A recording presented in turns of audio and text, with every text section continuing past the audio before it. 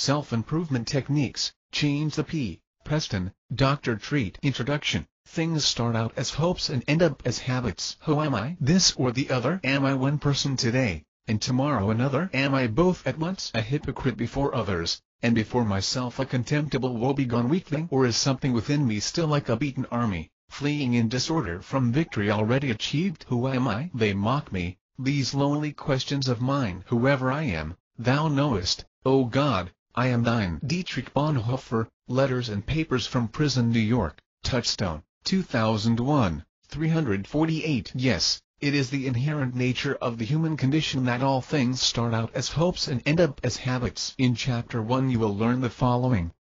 The subconscious mind is often referred to as the heart, and is the control mechanism the body uses to store our beliefs. These beliefs are stored as pictures in our hearts and create frequencies in our bodies. I can remember my kindergarten teacher, Mrs. Mattoon, because I see her picture in my mind. You can remember things as pictures too, since the human mind stores all things as pictures. I am going to train you to change the picture. Change various belief systems stored in the subconscious mind, and since all actions, behaviors, conducts stem from the subconscious mind, changing the picture changes the actions, behaviors, conducts. You are about to experience great fun as you see just how incredibly easy it is to change you. I will delve into the subject in Chapter 4. So, to begin, as I do in all of my Human Mind and Human Condition books, I have included the behavioral science study on how the mind works taken from our research unit appledmindsciences.com. In Chapter 1, it describes in scientific detail where desire comes from, but more importantly, how belief systems of the subconscious mind are responsible for all of our actions, behaviors, conducts, including desire. It is truly fascinating reading. Hello and thank you for purchasing my book. I promise what you learn from it will assist you in your everyday life immensely. I am Dr. Treat Preston, and along with my wife,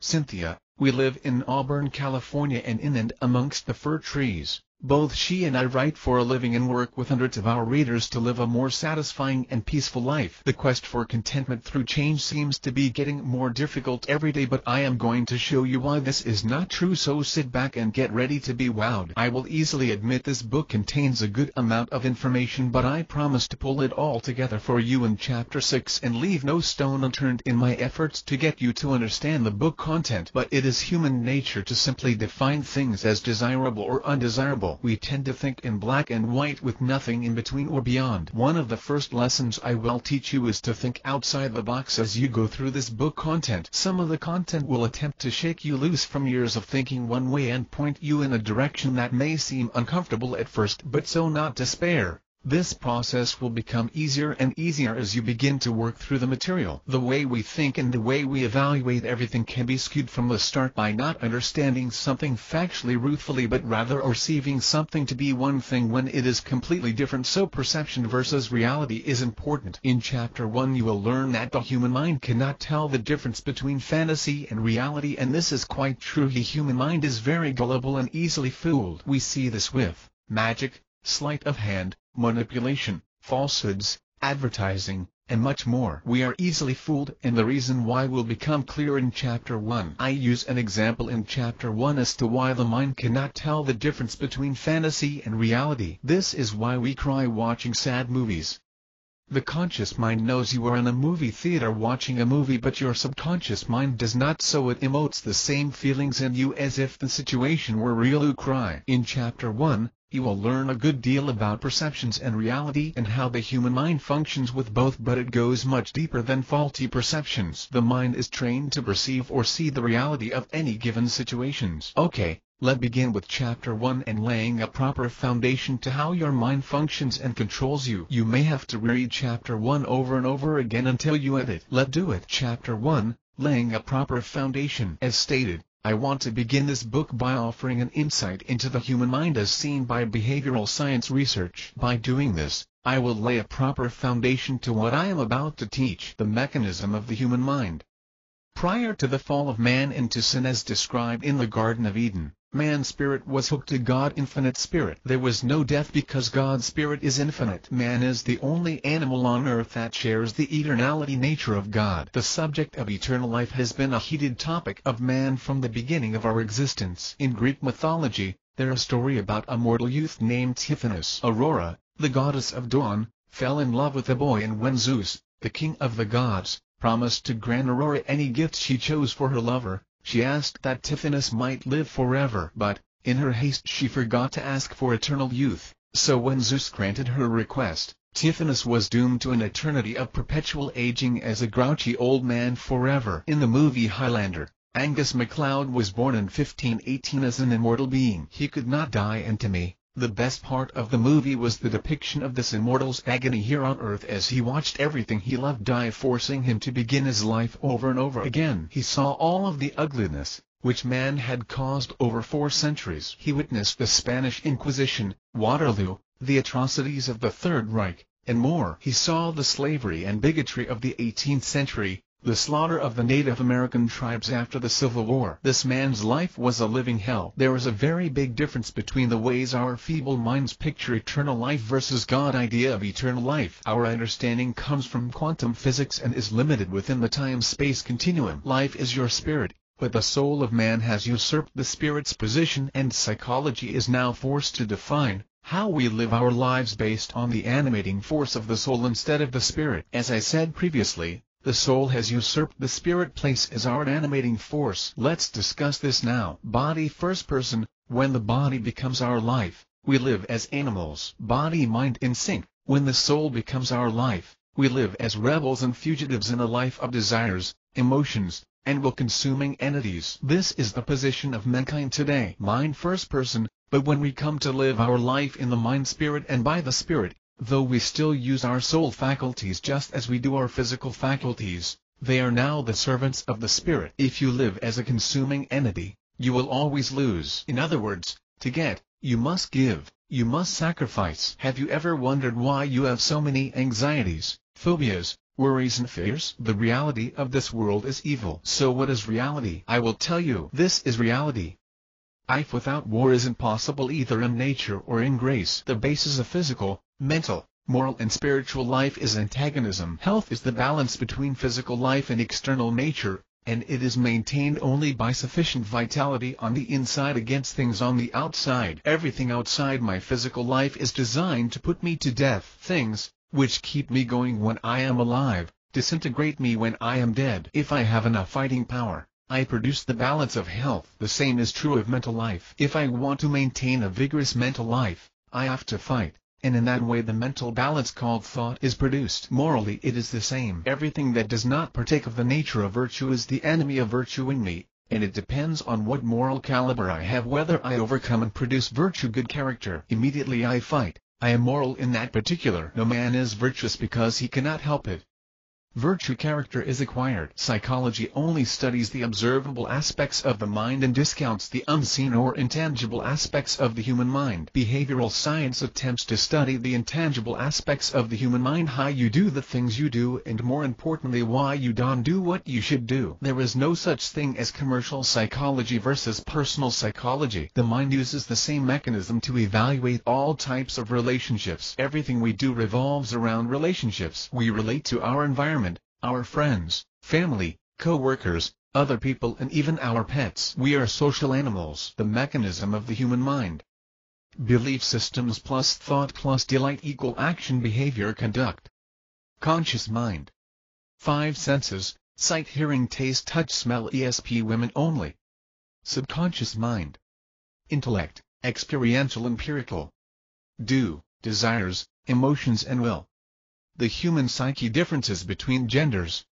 The female psyche operates on emotional, spiritual, physical and intellectual planes. The male psyche operates only on the intellectual and physical planes. Here is an exercise you might find weird, but it demonstrates the power of the human mind. Phi uo kna re tahs, uo hvas train na 2 kna uo re tahs. Only 55 flipo out of 100 can. I knwalt bulvi tat I clear out olekalti use natmad wat I was rnig. The female pwer of the muannid, aoktrig to arshir kmabrig inerfthasi. Id sanom tatra in wat oerdr the terzim r. The only itrumting is tat the FRSIT and LSATLTTERB and the RGHIT-PCLAE. The RSET can be a TETL MSES and you can SITLL rated wotut aborum. TUS is QC of the Hom Nigdios not rate RVLTETER by Istlef. but the rod is a low. Azanmigha ye and Elias Guhatslapling was ignorant. You might have found it somewhat unusual that you could probably read the jumbled mess above. Actually, over half the people that see this exercise can decipher the words at the same speed of reading as if the words were not jumbled. It is important to note that the human mind thinks in packages on sets rather than individual ideas. Your eyes see each letter, but the mind looks at the whole word instead. As you read, the mind looks at the first and last letter only. Remember this. The mind sees the beginning and end. We will talk about this later. If you were to listen to an orchestra, your ear listens to every note from every instrument, but a trained ear can actually pick out individual instruments from the whole sound as the mind hears the whole symphony. How does this apply to you? Learning to observe means going beyond the mind's natural ability to only read the first and last letters of a word. It is training the mind to see all the letters, not just the eye but the mind. Truisms about the human mind. Pain versus pleasure. People are more motivated to avoid pain than seek pleasure. A person that is suffering depression will seek relief. Notice I didn't say cure before they seek happiness. The human mind cannot tell the difference between fantasy and reality. The human mind gravitates to the desires, emotions and will of its psyche. People crave entertainment, so fantasy dominates their existences. The human mind is easily distracted. You can either be the cause of these distractions or other stimuli will be the cause, but rest assured people will be distracted because the human mind is gullible. The human mind responds quickly to these three forms of stimuli: sex, humor, fear. But the greatest of them all is fear. BTW. On the positive side we have faith, hope, love. But the greatest of these is love. Fear usually takes the form of what is called scarcity thought. You are afraid that someone will have what you feel belongs to you, or that others will have more tough than you. The subconscious mind is often referred to as the heart, and is the control mechanism the body uses to store our beliefs. These beliefs are stored as pictures in our hearts and create frequencies in our bodies. We know that the optimum human frequency is a little below 7.83 Hz. To drop below this frequency brings on the onslaught of disease. To rise above it, a person demonstrates psychic abilities. Harmful beliefs that cause unhealthy frequencies are the source of almost all problems, physical, mental, emotional. The subconscious mind creates a belief system, which we call pictures of the heart. These pictures involve either visions, or dreams, fantasies. Science has discovered that the subconscious mind cannot distinguish between fantasy and reality. The subject of all dreams is the dreamer. Dreams are born in our desires, emotions and will. Dreamers believe in a belief system, which is fantasy. A life lived within a fantasy creates a feeling of self-centeredness, hopelessness and despair. In dreams everything is perfect. The subject of a vision is not the visionary but the world. Visions are born in the intellect. Visions are pictures of the future that have already been experienced in the heart of those who give it birth. Visionaries sacrifice themselves for the good of mankind. Visions have a moral quality that transcends the self-centered nature of dreams. By its very nature, a vision launches a mission, a cause that inspires. Visions create a sense of belonging. We act upon visions and or dreams using thought. Thought employs the intellect, in the case of visions, or the desires, emotions and the will. In the case of dreams, intellectual thought relies on wisdom. Emotional thought relies on the pursuit of pleasure, comfort and delight. Dreamers live within a facade. They create a false sense of worth using imaginary situations. Visionaries live within reality. They create change, within a framework of restraint and intellectual thought. The world is made up of opposites, which is usually the corrupted version of the original. We have good and evil. We have love and lust. Everything you do is because of love or lust. Learn to love because there are no crimes beyond forgiveness. Love is born in the intellect. Lust is born in the do. Love is vision. Lust is fantasy. Love restrains and sacrifices. Lust is selfish. Love is being one with someone or something. Lust is being with someone or something. Visionaries love. Dreamers lust. Visionaries do what is required. Dreamers just do their best. When there is no hope of love, do we abandon ourselves to lust? Yes, we do. Pictures of the heart are your belief system. We animate these pictures into either fantasies or visions. People do not appear to see the difference between the matter part of an organism and the life part, which animates it. We seem to think that the organism itself is life. In other words, it is not our outward appearance that is our life, but our inward existence. Life is what goes into the body. Death is what comes out. A person who lies is not a liar because he tells a lie. The lie is the manifested behavior of some subconscious belief system. The lie only demonstrates that the person is a liar. T is the effect. Except for love, the power of words inspired by a vision or fantasy is the most potent human force. Oh, you want to have, or do you want to be? For a dreamer, seeing is believing. But they only see imaginary things that are not real. This is why his secret is wrong. Say it and claim it is wrong. Blab it and grab it is wrong. See it and be it is wrong. Dreamers practice companionship to be with someone or something. Very important. Dreamers covet the object of their temptation, but they covet the temptation more so than the object itself because the temptation is the idol of their fantasy. 2. If there is a conflict between the conscious and subconscious mind, the subconscious mind always wins. LWAYS. 3. All reaction occurs in the conscious mind. All interaction occurs in the subconscious mind. Fear is the reaction to losing control. For a visionary, believing is seeing. There are no secrets. There are only challenges to be conquered. This is not a secret. Putting a photo of a Ferrari on your refrigerator and seeing yourself driving it by employing the so-called law of attraction is pure bupkis. Why? Because this is all occurring in the conscious mind and beliefs reside in the subconscious mind. How do you transfer something from the conscious mind to the subconscious mind and make it a belief system? A Ferrari is the object of your temptation, but what you covet most is the temptation of owning a Ferrari because the temptation is the idol of your fantasy. It is all about attention and acceptance. I have a $100 bill in my hand and I am willing to give it to you. But if you don't accept it, then it is still in my hand. Belief systems are created by attention and acceptance. John 1-12. But as many as received him, to them gave he the right to become children of God, even to them that believe on his name.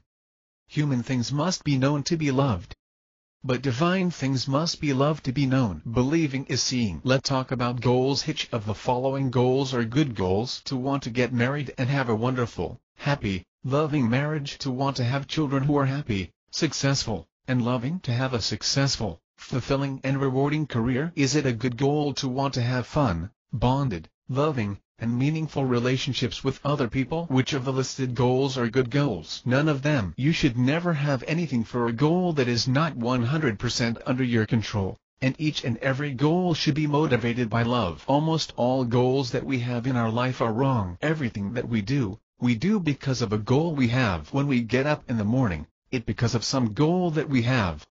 We are hungry for breakfast, or we need to go to work. If we go to the grocery store, it's because of some goal we have. If we are kind to people, it's because of some goal that we have. Now we don't always know what they are, because a lot of these are subconscious goals. The goals we have are the reasons for everything we do. But, do all of your goals involve only you? Of course not. And when the other person, or persons, in your goal do not perform, or act the way you want them to, then we become anxious and stressed. When our goals get blocked, it creates anger, anxiety, and frustration. If we only have good goals, we will not experience anger or anxiety. That's how you know if you are living a wrongful goal. If the result is anger and frustration because your control was blocked and blocking your goal, then you had a wrongful goal. It may have been a fine and noble desire, but a wrongful goal. Filters. We live in a society of consumerism and entertainment. In my previous books I have spoken reams about the subject. Instant gratification is paramount, and today technology delivers information and other stimuli in bucketfuls to the human mind. We have already spoken about filters that the human mind employs to weed out what it determines to be irrelevant. This relevancy is different in every individual and many times is programmed into our minds subconsciously or without us knowing it. We have also spoken about the causes of these various filters such as environment, maturity, upbringing, culture, etc. The one essential common element of all filters is that they are all attention diverters. We have spoken about attention earlier. What is very interesting is that filters are generally viewed as bad when some are really very good. I had a friend, who lives in Chicago, fall on hard times and needed assistance. When I got to him, he was living in a cheap hotel and had a room so small when you put the key in the door you broke the window. I slay me. His room was about 50 feet from the loop, the overhead train that circles around Chicago. The noise was deafening when the train went by, and it went by often, but my friend had filtered it out. Amazing, but when you think about it, my friend really does hear the train, but yet he pays no attention to it. So in actuality, It is like he does and hear it at all. So filters divert attention, and take away our focus. So let's talk about focus. The incredible power of focus. One of the more important points I have made has been the idea that you really do create your own life and your own reality. I know this idea has become a kind of personal growth clique that many of us have heard over and over for years. Many people, after continuing to experience the same old ups and downs and personal dramas over many years, get to the point where they dismiss this idea as charming but useless, or just plain wrong. If I'm creating this, then I'm certainly not doing it on purpose, they say. It sure seems like this is happening to me, rather than that I'm creating it. They just assume that it's all BS because this and this and this and this are going on for me, and I have no control over it, and anyone who thinks I'm creating this doesn't understand what I'm going through. Essentially, they are resigning themselves to becoming a victim of circumstances. We live in a universe of infinite complexity and many forces, way too many to keep track of, operate on us. Yes, it is true that we are not in control of everything that happens, because we are not in control of most of those infinite other parts of the universe. In fact, the only thing you have total and complete control over is your own mind. That is, if you learn how to exercise it. Luckily, this one thing, your mind, that you do have control over gives you tremendous power. By exercising control over your mind, you can get the rest of those infinite other parts of the universe to begin to march in formation. The person who says, if I'm creating this, it certainly isn't on purpose, is right. They are not creating what is happening to them on purpose. Who would purposely create failure, or bad relationships, or any other kind of suffering? You can only do something that is not good for you, that is harmful to you, if you do it subconsciously. This means if you are creating something you don't want, you must be doing so subconsciously. Your mind is running on automatic pilot, based on software subconscious programming installed when you were too young to know any better, by parents, teachers, friends, the media, and other experiences and influences. The key is to become more conscious, more aware, to get yourself off automatic pilot. Once you do this, you stop creating all the dramas and other garbage you don't want in your life. How do you do this? One way is by remembering and using a very important piece of wisdom. What is this important piece of wisdom? I'm glad you asked. It's the fact that whatever you focus on manifests as reality in your life. You are always focusing on something, whether you are aware of it or not. If I spent some time with you, and heard your history, I could tell you what you are focusing on. How? By looking at the results you are getting in your life. The results you get are always the result of your focus. The problem is this focus is usually not conscious focus. It's automatic or subconscious focus. We subconsciously focus on something we don't want, and then when we get it we feel like a victim and don't even stop to think that we created it in the first place. And what is more, we don't realize we could choose to create something completely different if we could only get out of the cycle of subconsciously focusing on something other than what we want. If you have a significant negative emotional experience, say, for instance, a relationship in which you are abused or mistreated in some way, a part of you is going to say, okay, I get it. There are people out there who can and will hurt me. Relationships can be dangerous and painful. I have to watch out for these people, or sometimes relationships in general, and avoid them. Unfortunately, to watch out for them and avoid them, you have to focus your mind on people who could hurt me, or bad relationships, and that focus draws more of what you don't want to you, and actually makes these things you don't want at least initially attractive to you. So when they appear in your life you are drawn to them. This is why many people keep having one relationship after another with the same person, but in different bodies. This, of course, applies to everything, not just relationships. I'm just using relationships as an example. Focusing on what you do not want, ironically, makes it happen. Focusing on not being poor makes you poor. Focusing on not making mistakes causes you to make mistakes. Focusing on not having a bad relationship creates bad relationships. Focusing on not being depressed makes you depressed. Focusing on not smoking makes you want to smoke, and so on. I think you get the idea. The mind will create what you focus on, both good and bad. The truth is your mind cannot tell the difference between something you think about or focus on that you do want, and something you think about or focus on but do not want. The mind is a goal-seeking mechanism, and an extremely effective one at that. Already, all the time, it is elegantly and precisely creating exactly what you focus on. You are already a world champion expert at creating whatever you focus on. You couldn't get any better at it. and you don't need to get any better at it. When you focus on anything, your mind says,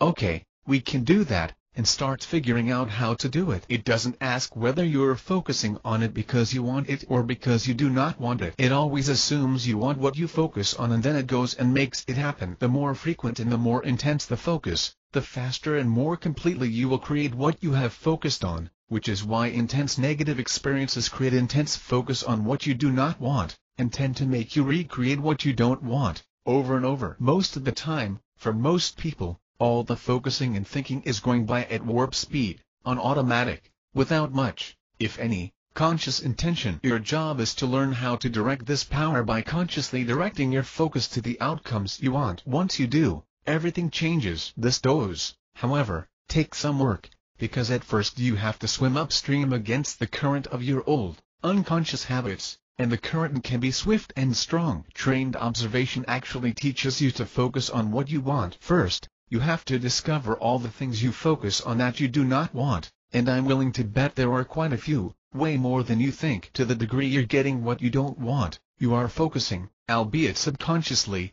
on what you don't want. Spend some time over the next few weeks making a list of all the things you do not want as you notice yourself thinking about them. Second, you have to get very clear about what you do want. Then, you have to examine each of the things you want and be sure they are not just something you do not want in disguise. For instance, saying I want a relationship where I am treated well would not even be an issue if you had not had relationships where you were not treated well. And even in making the seemingly positive statement, you are focusing on not wanting to be mistreated. Saying I want a reliable car wouldn't even come up if you weren't focusing on the fact that you don't want a car that breaks down and needs a lot of repairs. After you've sorted out the things you habitually focus on that you do not want, and know what you do want, you have to begin to notice each time you think about an outcome you do not want, and consciously change your thinking, right in that moment. So you are instead focusing on what you do want. Remember, you do not have to avoid things to be happy and get what you want. The urge to avoid something is a result of having had a negative emotional experience regarding that thing,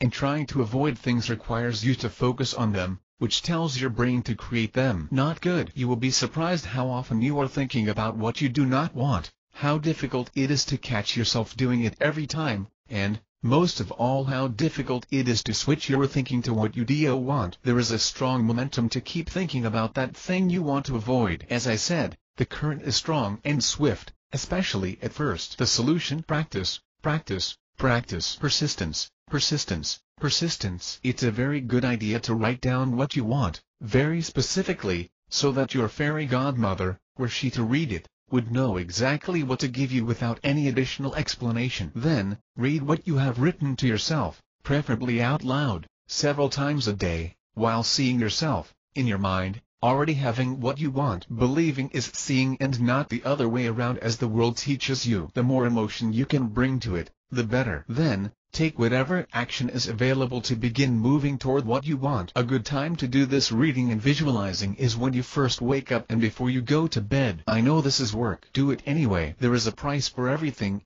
and this is the price you must pay to get what you want. Be prepared to pay it. It will be worth it, I promise. And be prepared to pay for a while before you get results. Stick with it. Another way to change your focus is to ask questions. As an example, I'll ask you one right now. What did you have for breakfast this morning? To answer this question, even to just internally process the question, you had to shift your focus from whatever your mind was focused on, hopefully, to what I am teaching to today's breakfast. This means that to change your focus, all you have to do is ask yourself a question. It also means you better be careful what questions you ask yourself. Good questions include, how can I get X? How can I do X? How can I be X? By asking these kinds of questions, you get your mind to focus on what you want to have, do, or be. Then, your mind takes over and answers the question, solves the problem, and creates what you want. You just have to provide the focus, take whatever action presents itself, and be persistent. Some things take time. I would do away with questions like what's wrong with me, or why can't I find someone to love me, and so on. Your mind will find an answer to any question you give it,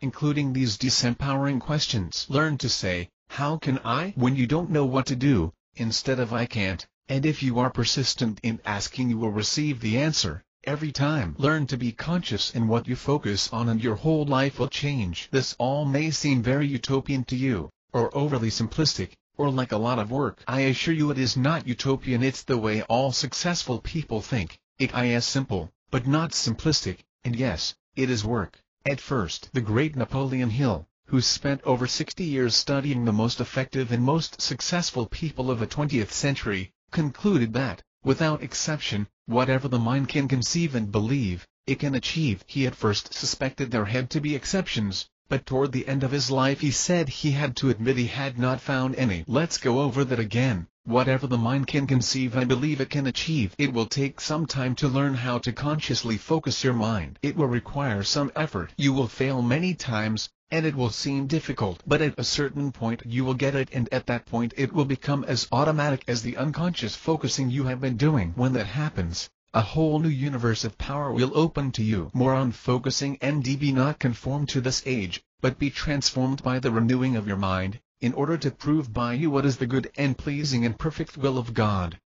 The one thing in your life you can command is your own mind. Whatever negative people and situations you face, you can always choose a positive attitude. But doing so requires a firm, strong commitment. Helpful. Begin by writing a self-convincing creed. I believe I can direct and control my emotions, intellect and habits with the intention of developing a positive mental attitude. Post it where you'll see it when you get up in the morning. Read it during the day, and say it aloud. Speaking in intention reinforces it. Choose a self-motivator, a meaningful phrase tailored to help you reach your positive thinking goals. Examples: counter discouragement with the phrase every problem contains the seed of its own solution. Fight procrastination with do it now. Keep your self-motivators nearby in your pocket or on your desk and repeat them throughout the day to instill these important new values. Develop a life plan. Setting short and long-term goals each day creates a roadmap for your life. But only set good goals. What is a good goal? One where you are 100% in control and one that is founded in love. A goal of raising good, healthy and prosperous children is a bad goal because you are not in control of what your kids choose. See the important difference? The goal is noble, but it is not a good goal. You identify where you are going, focus your mind on getting there and avoid many wrong turns. Helpful. Use the DESIRE formula as a goal-setting guideline. Determine what you want. Be exact,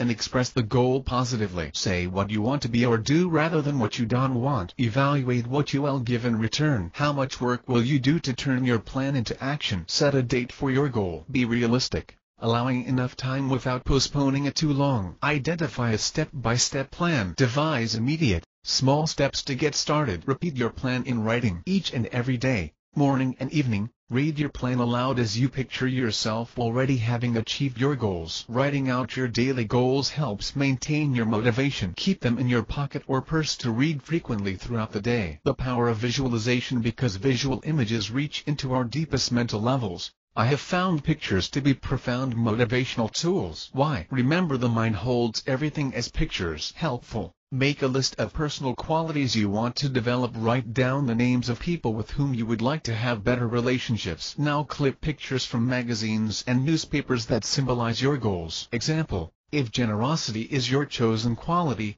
you could use a photo of someone with an outstretched hand. Put the pictures where you'll see them every day and believe that you will get what you have visualized. You may also create your own mental pictures to defeat negative thoughts, such as dwelling on past reversals. Maintain a positive focus. Giving yourself positive experiences actually reinforces your positive attitude. Examples: treat your 5 senses every day. Listen to your favorite music, taste a food you love, enjoy a beautiful view, etc. Cultivate a sense of humor. Laughter relaxes tension, and seeing the funny side of things helps you take yourself less seriously. Smile when you feel like frowning. Smile at yourself in the mirror. If this makes you laugh at yourself, the smile will be that much more real. Now realize the optimistic face you show the world creates positive thoughts about you and everyone you meet. How to train your subconscious mind. Did you know that often the difference between success and failure is the ability to train your mind to focus on achieving your goals and not focus on problems? It's been proven by researchers and by some of the most successful people in the world. Getting your mind to focus and concentrate on success, so that it finds solutions instead of focusing on the problems, is usually the difference between success and failure. But how do you do this? I'm about to show you how. I'll outline the importance of training your mind, how to start directing your subconscious mind,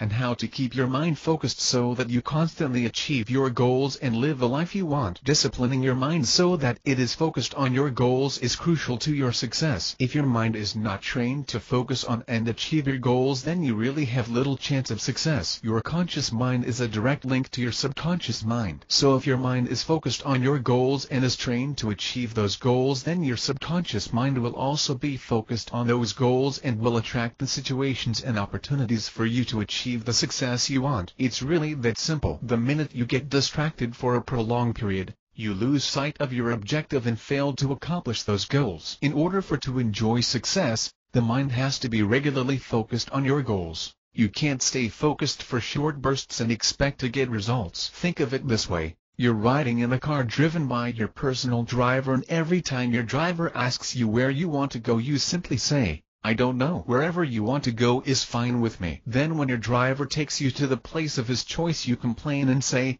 "I don't want to be here, take me somewhere else." And again you say you don't know where you want to go. Can you see the confusion you would create? Can you see how you would never get to where you want to go because you haven't trained your driver to automatically take you where you want to go? You haven't given him the proper instructions. Your mind and subconscious mind work the same way. If you don't train your mind to focus on your goals, then your subconscious mind cannot create the situations that will help you achieve those goals. When you keep changing your mind, when you are not clear on what you want, your subconscious gets confused, and you end up exactly where you don't want to be. Let's go back to the example of your personal driver. Wouldn't it be a lot easier and more comfortable if you told your driver where you wanted to go, or even better, your driver knew where you wanted to go ahead of time? But that will only happen when you train your driver by repeatedly telling him where you want to go on a regular basis. Your subconscious mind is your driver. Your subconscious gets its instructions from your thoughts and beliefs. Give your subconscious the right instructions and it will take you wherever you want to go in life. When your mind is focused on your goals, you direct your subconscious to create opportunities for you to achieve your goals. Your responsibility is to follow up on these opportunities. How you can train your mind. Believe it or not, I get a lot of calls and emails every day from people who want to achieve their goals but simply can't get their mind to focus on the tasks that need to be done to have the success that they want. This happens because the mind is simply not used to focusing on your goals and following up with completing those tasks. So how do you get your mind to change? How do you train your mind? The first step is to get the mind to stop doing what it is used to doing,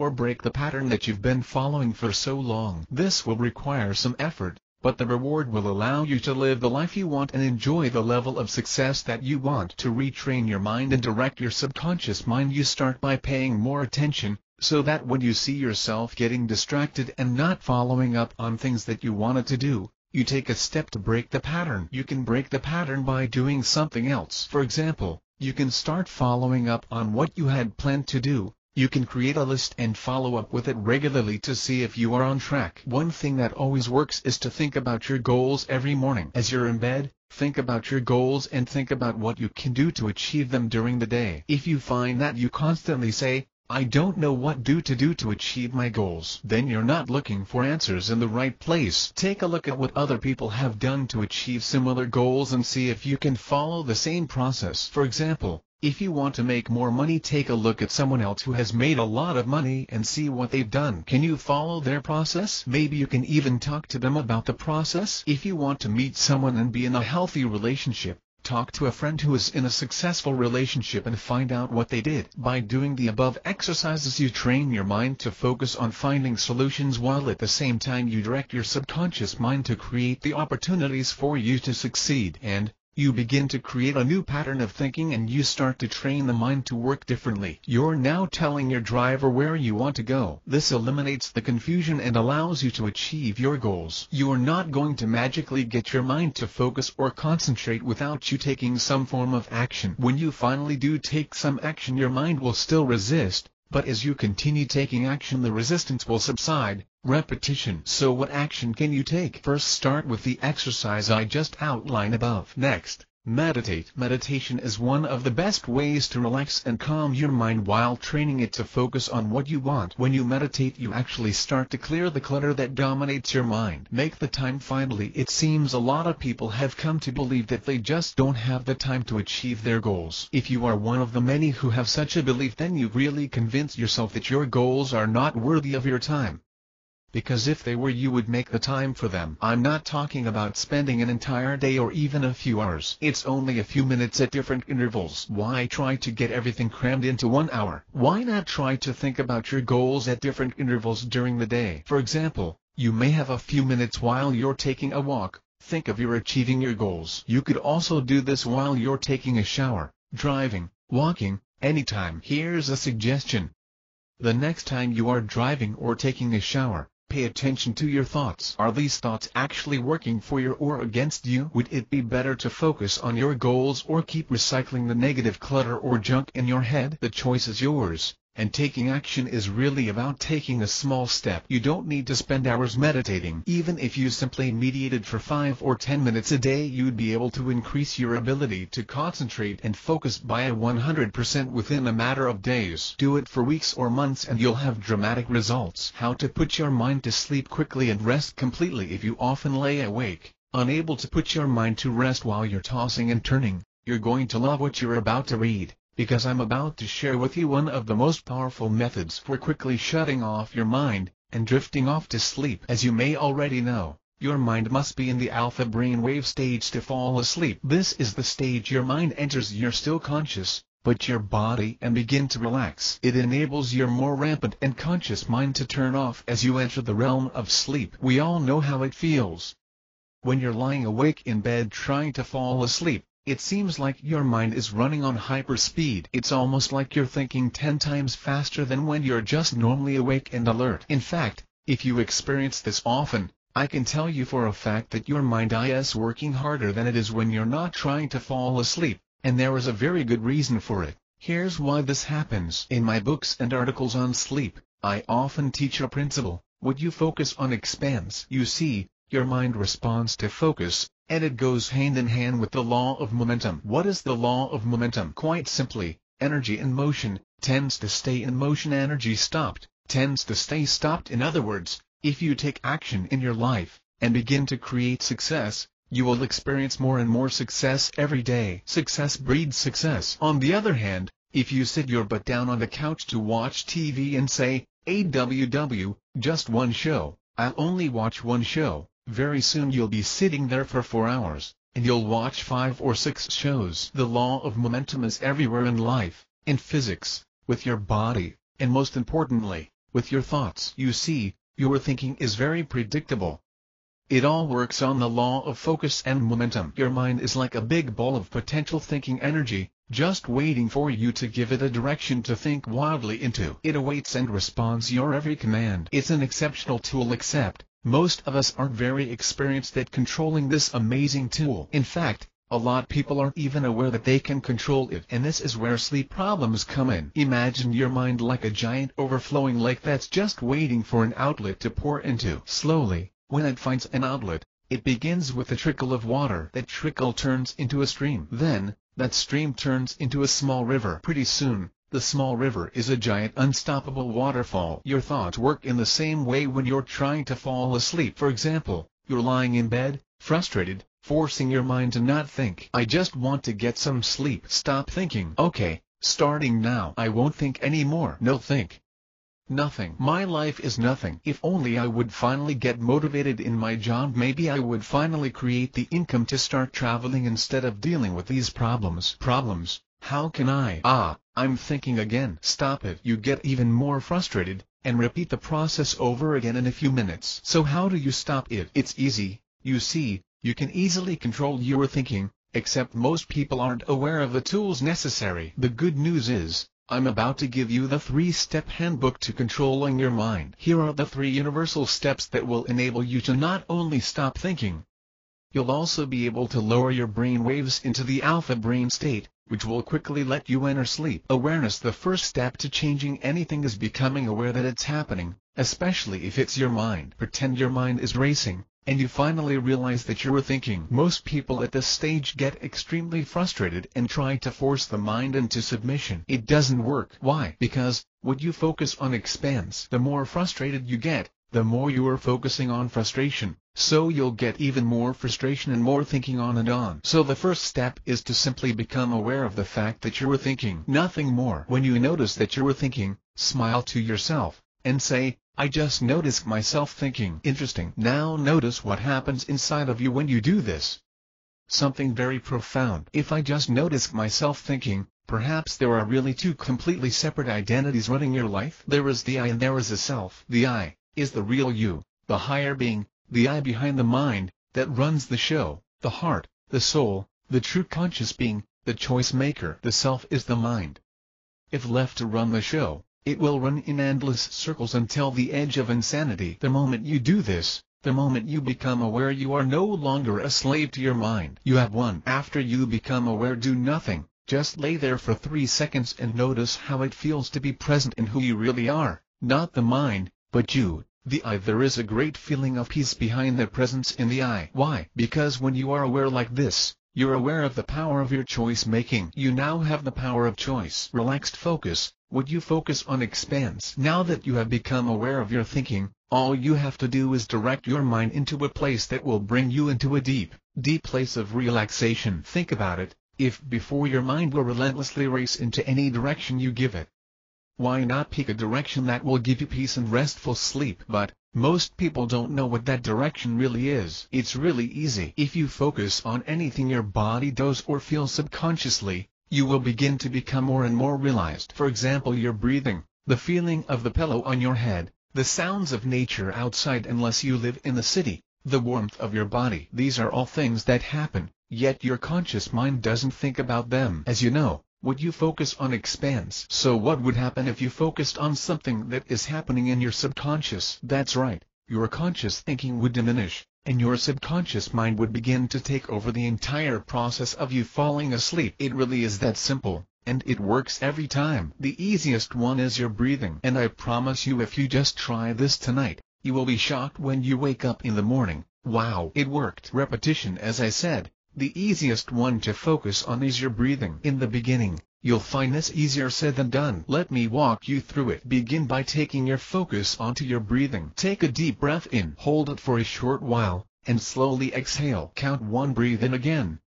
Hold it shortly, exhale slowly, and count 2. Why count? Because I guarantee you, in the very beginning, you may find it challenging to hold your focus. In fact, you'll be surprised as you may not even make it to 5 the first time. This is because your conscious ever-thinking mind will butt in and interrupt. You may randomly go off into a barrage of thoughts again. If this happens, and it very well may, what do? Simply become aware, and begin focusing on your breathing again. Guess what happens? As you become aware, 2 or 3 times, your mind will give up. I guarantee you, beyond the shadow of a doubt, when you get to 10 or 15 breaths, you will feel a wave of relaxation in your body. This is a silent click as your mind shifts from the high-frequency beta brain waves into alpha brain waves. Your subconscious mind will do the rest. Chapter 2: Pictures of the Heart. As described in the introduction, we store all belief system of the subconscious mind as pictures. The subconscious mind is often referred to as the heart, and is the control mechanism the body uses to store our beliefs. These beliefs are stored as pictures in our hearts and create frequencies in our bodies. We know that the optimum human frequency is a little below 7.83 Hz. To drop below this frequency brings on the onslaught of disease. To rise above it, a person demonstrates psychic abilities. Harmful beliefs that cause unhealthy frequencies are the source of almost all problems, physical, mental, emotional. The subconscious mind creates a belief system, which we call pictures of the heart. These pictures involve either visions, or dreams, fantasies. The intro you concept. I live in Las Vegas in a big house on a half-acre of land. My life is real cushy. I have a putting green, a pool and tennis court, and my entire backyard is beautifully landscaped. In the morning I arise very early, take my cup of coffee and go and sit on the patio. All of my senses take in what is happening around me. I can hear the crickets, the air conditioner. Even in the summer the nights are in the 90s.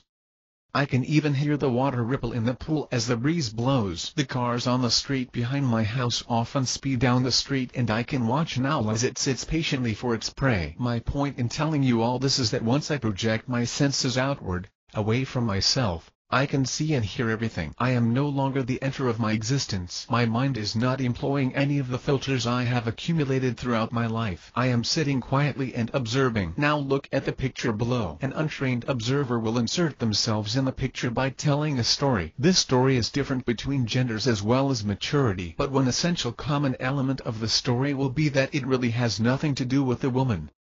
The story you told yourself is completely about you. This is what I call the intro you concept. All sensory input coming into your mind through the five senses are filtered and revolve around you. People live their lives with themselves at the center of their universe. The Judeo-Christian belief calls this Allah mankind because they believe that God is at the center of their existence and universe. My point is simple. To observe completely you must project your senses away from yourself. Now look at the picture below. Here is another picture of a woman, but this one is not real.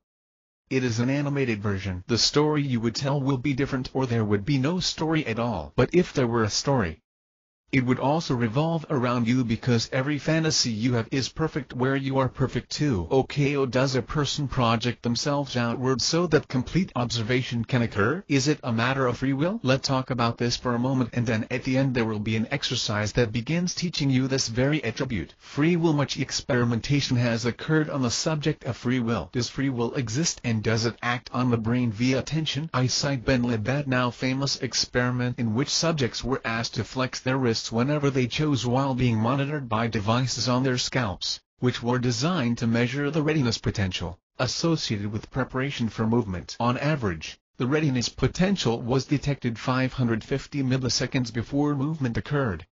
However, not all readiness potentials were followed by movement. When subjects were asked to report when they were conscious of deciding to move, it was found that awareness preceded the movement by 100 to 200 milliseconds. Some experts claim that this casts free will into doubt, as the signal to move came before awareness of the desire to move. Libet posits that contrary to this, disproving the existence of free will, it is evidence that we are able to block the preparation process and stop movement from occurring altogether, since awareness still comes before movement. Put this way, it would seem as if much of the will we exert is aimed to stop subconscious urges, a concept called Re-1.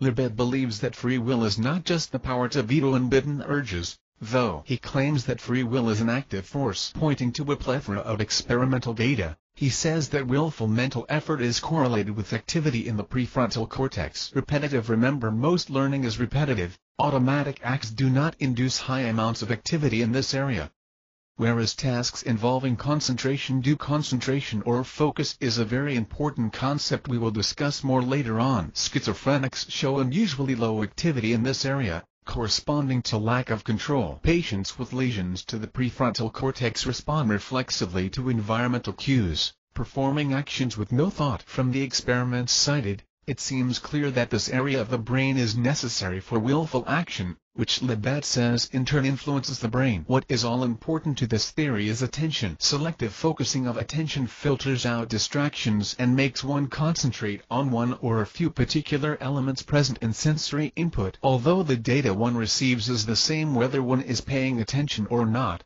the brain response to the data is changed. We can decide to some extent what information registers and what does not. Thus, our perceptions are changed. Or, to put it another way, mental force affects the activity of the brain in a perceptible way. Given that we can change brain activity by paying attention to something, thus affecting the rate at which corresponding sets of synapses fire, it follows that attention is important for neuroplasticity. Neuroplasticity is the lifelong ability of the brain to reorganize neural pathways based on new experiences. As we learn, we acquire new knowledge and skills through instruction or experience. In order to learn or memorize a fact or skill, there must be persistent functional changes in the brain that represent the new knowledge. The ability of the brain to change with learning is what is known as neuroplasticity. After all, as a certain neural pathway fires more and more often, it becomes stronger and even more likely to be activated again. Just as sensory input can change cerebral cortex organization,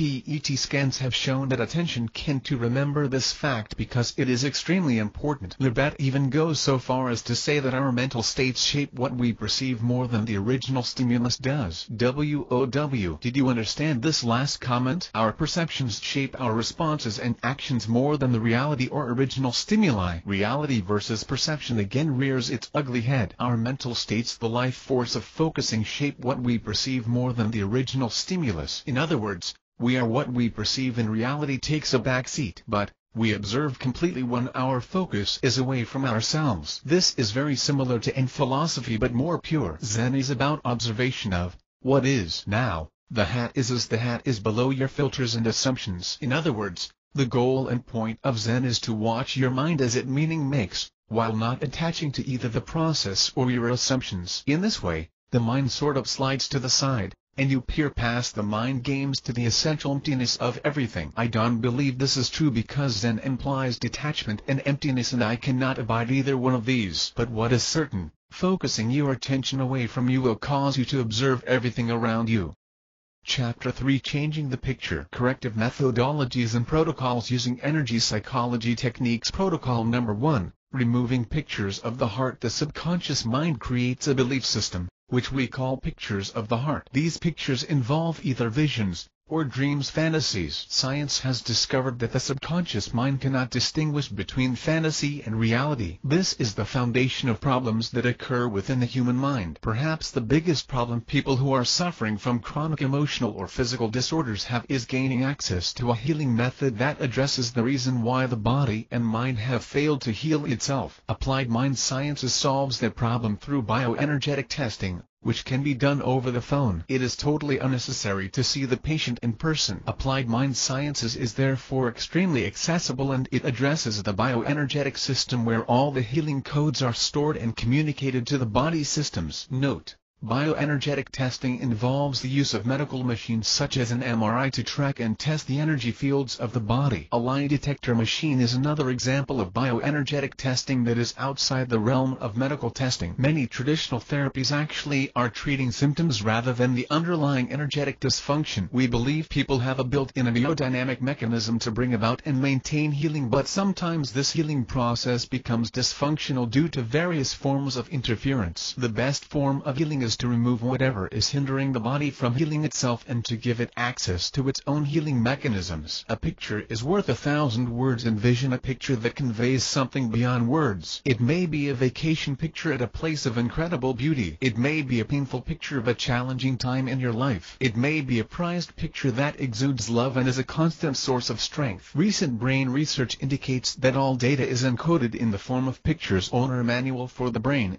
by Pierce Howard, PhD. In other words, pictures are the primary source that everything else flows from. They are the language of our lives. 1,000 words may be needed to convey a belief, thought, or feeling. Hypothetically, if we knew a person was going to develop a tumor in 7 days, we might contract with a hospital to perform an experiment. The experiment is to perform a MRI daily, to pinpoint exactly when a person goes from being cancer-free to having a tumor. Days 1 through 6. The MRI reports a clear scan. On day 7, abnormal cells, representing a tumor, are seen. Question: where did the tumor come from? The one place we know it did not come from is from physical things seen and measured by the MRI. So, the tumor had to come from somewhere undetectable by the test. Stanford researcher and cellular biologist, Bruce Lipton, Ph.D., released landmark research in 1998 that proves the unseen is the cause of the tumor in our example 95% of the time. Dr. Lipton built upon Albert Einstein E=mc2. Every problem is an energy problem to scientifically prove the unseen cause of our hypothetical tumor. According to Dr. Lipton research, the unseen cause is always a wrong belief. In other words, a wrong belief creates a destructive energy frequency that manifests itself as disease, physical illness, mental or emotional disorder, stress, or one of 100 other problems. It sounds great, but there's something missing. Secular psychology, psychotherapy, spirituality, self-help, friendly and no-so-friendly advice have been touting, for hundreds of years, the secret to fixing the critical beliefs that dictate our health. If these were the problem, then fixing them would result in healing of the issue. Despite all these efforts, things are getting worse. According to the CDC, There is more heart disease than ever before. Everyone knows someone with cancer. Suicide rates are increasing, especially among teenagers and senior citizens. Obesity is at epidemic proportions. Autoimmune disease has created the largest hopeless and helpless community in America. Mental health patients are weary of the treadmill of medication band-aids. The healthcare nightmare is a daily headline news story. Why? In recalling the pictures of your life, what feelings, thoughts, and beliefs are stirred? Did you experience anger and fear at recalling a major trauma? Pure joy in re-experiencing an innocent child playing on the beach? Affection at a first love gaze? Inspiration, imagining life that is to come? Every feeling of sadness, anger, fear, or shame? Every belief about yourself, others, and the world? Every thought about the best course of action in a given situation? All of these exist because of, and are anchored to a picture. A belief is an interpretation of something. A thought is a rational reasoning about something. A feeling is an experience of something. The picture is the something. Each belief, thought, or feeling stimulates an energy shift. Albert Einstein proved that all matter is controlled by energy E=mc2. All energy has a measurable frequency. In current medical technology, energy frequencies are measured with MRI, CT scans, PET scans, EEG, and others. A current kidney stone removal therapy works by raising the frequency of the kidney stone, causing it to explode internally. Applied Mind Sciences treatments also use energy to heal the body. Applied Mind Sciences protocols heal the destructive pictures that are causing the wrong beliefs, which in turn are causing the energy frequencies of illness and disease. Every energy shift causes a biochemical cellular change. When the hypothalamus, in the brain, senses the energy frequency of fear, it activates the body emergency response system and sends a signal to the pituitary, or master gland, that there is an emergency. The pituitary then sends a signal to the adrenal glands, which send out the adrenal hormone that puts the entire body into fight or flight mode. Fight or flight is healthy when it allows the body to react to avoid a dangerous situation, and then returns it to rest. It is not healthy, however, for the body to activate fight or flight when the phone rings, and then remain in that state chronically. When the body is chronically in a fight or flight place, healing resources are diverted from the major organs, the immune system, and higher neurological functioning. If the body stays in this state for an extended period, illness, disease, and disorder are likely to follow. Dr. Lipton research concludes that the energy frequency of fear and wrong beliefs will cause the nervous system to go into fight or flight.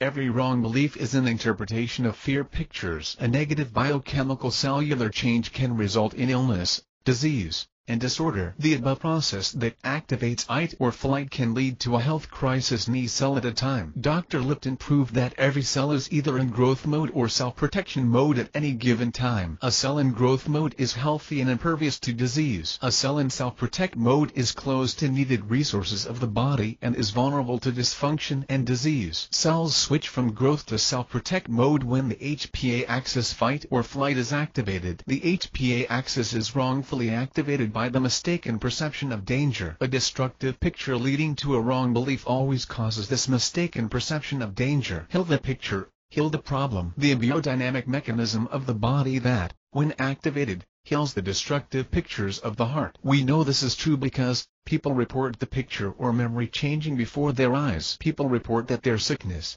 disease, or disorder is healing as their pictures heal. Unprecedented mainstream medical validation. Heart rate variability (HRV) is a part of a category of elite diagnostic tests that show the exact state that the body is in at any given time. Like MRI, HRV does not respond even 1% to placebo. According to 30 years of medical literature, heart rate variability measures the exact state of the body autonomic nervous system, which controls all of the automatic systems in the body. In his most recent book, Dr. Roger Callahan reviews the 30 years of literature on HRV, and finds only 2 treatments that have ever been found to balance the autonomic nervous system. Both treatments took a minimum of 6 weeks and involved intensive exercise. Historically, heart rate variability is not used to validate therapies because no treatment shows a short-term balancing of HRV. Chapter 4: Changing You. Since the dawn of time, an unknown force has been causing and maintaining our wrong beliefs. Pierce Howard,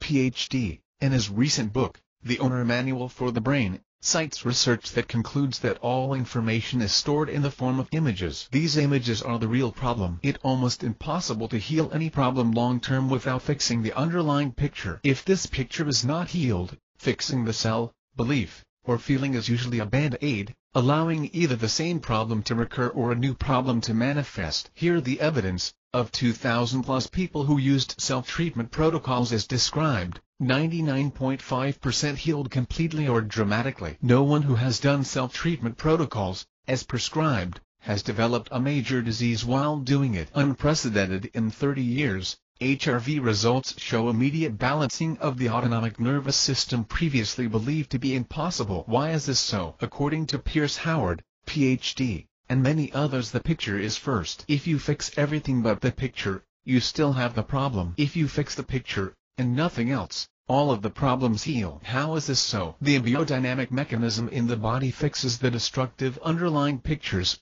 quickly, effortlessly, and completely. This mechanism is the hidden fuse box in the body that heals the pictures when the correct switches are flipped. Since this discovery, people from around the world, using applied mind science's self-treatment protocols, are fixing underlying pictures, which automatically heal wrong beliefs, which instantly heal destructive energies, which consistently heal. No medications, no surgery, no endless diet and exercise, no more self-help books, nothing to take, self-administered in your home. The thing we hear from skeptics the most is, too easy. It not too easy. We've been making it too hard. This is the way it was always meant to be. The quantum connection. Applied mind sciences unifies several established theories of physics and biology and adds a newly discovered and validated mechanism for healing. In 1993, David Bohm posited superquantum theory, quantum potential, theorizing that there is an unseen energy that pilots every cell and particle of the universe. These pilots Q are beyond the fourth dimension geometry of spacetime. Because Q acts beyond spacetime, it can and does establish non-local connections. In other words, the superquantum of each cell is in instantaneous contact with all other superquantums undivided universe. 1993. In 1994, the Einstein-Podolsky-Rosen experiment was conducted. This landmark study and experiment was called E-paradox in the brain, transferred potential. In this experiment, two strangers were given a few minutes to get to know each other. They were then separated into two electromagnetic cages 50 feet apart, where they were unable to see each other. Both participants were hooked up to neurological probes. They shined a penlight into one subject's eyes, which caused neurological activity to go crazy. At the same instant, the other subject registered the exact same neurological activity, even though he was seemingly resting comfortably with no light in his eyes. The experiment was repeated at greater distances with the same results. The conclusion of the experiment was that it didn't matter how far the subjects were separated, the superquantum transfer of information would still occur instantly. In 1993, under the direction of the United States Army Intelligence and Security Command, white blood cells, leukocytes, scraped from the mouths of volunteers were centrifuged and placed in a test tube. Probes from a recording polygraph, a lie or motion detector, were then inserted into the tube. The donor of the cheek cells was seated in a room separate from his donated cells and was shown a television program with many violent scenes. When the volunteer watched scenes of fighting and killing, the probe from the polygraph detected extreme excitation in the mouth cells, even though they were in a room down the hall. Subsequent repeats of the experiment showed the same results, with donor cells separated up to 50 miles and 2 days after donation. The donated cells remained energetically and non-locally connected with their donor and seemed to remember where they came from. From the Heart Code, by Paul Pearsall, Ph.D., Applied Mind Sciences discovered a mechanism in the body that allows the superquantum to be stimulated for the remote gathering of information, and to stimulate healing. It transfers the conscious intent of the person as an instruction to the superquantum pilot of each cell in the body, which then enacts a healing response in that cell. Applied Mind Sciences coaches individuals so that they can treat themselves by healing wrong, destructive pictures that develop into beliefs. Recent research indicates that all incoming data to an individual is encoded in the form of pictures. Pierce Howard, Ph.D., the owner manual for the brain. The person then interprets these pictures. The interpretations become the wrong beliefs that, according to cellular biologist Bruce Lipton, cause energy and cellular shifts that cause all problems for the 95% of the population without genetic damage. The self-treatment mechanisms that the client is coached in are a new and original system of hand placements and positions on the body. The system has yielded unprecedented results over the last 4 years in 2 areas: 1. Clients' reports of healing, and 2. Heart rate variability HRV pre- and post-tests. The Applied Mind Sciences self-treatment protocols take only 15 minutes. 7 Secrets of the Human Mind. All information is stored as pictures. All pre-language, trauma, and inherited pictures become the stimulus reaction system. All stimulus reaction pictures are activated by similar events, actual or imagined. Activation of stimulus reaction pictures causes re-experience of original pictures. Memories are only memories to the conscious.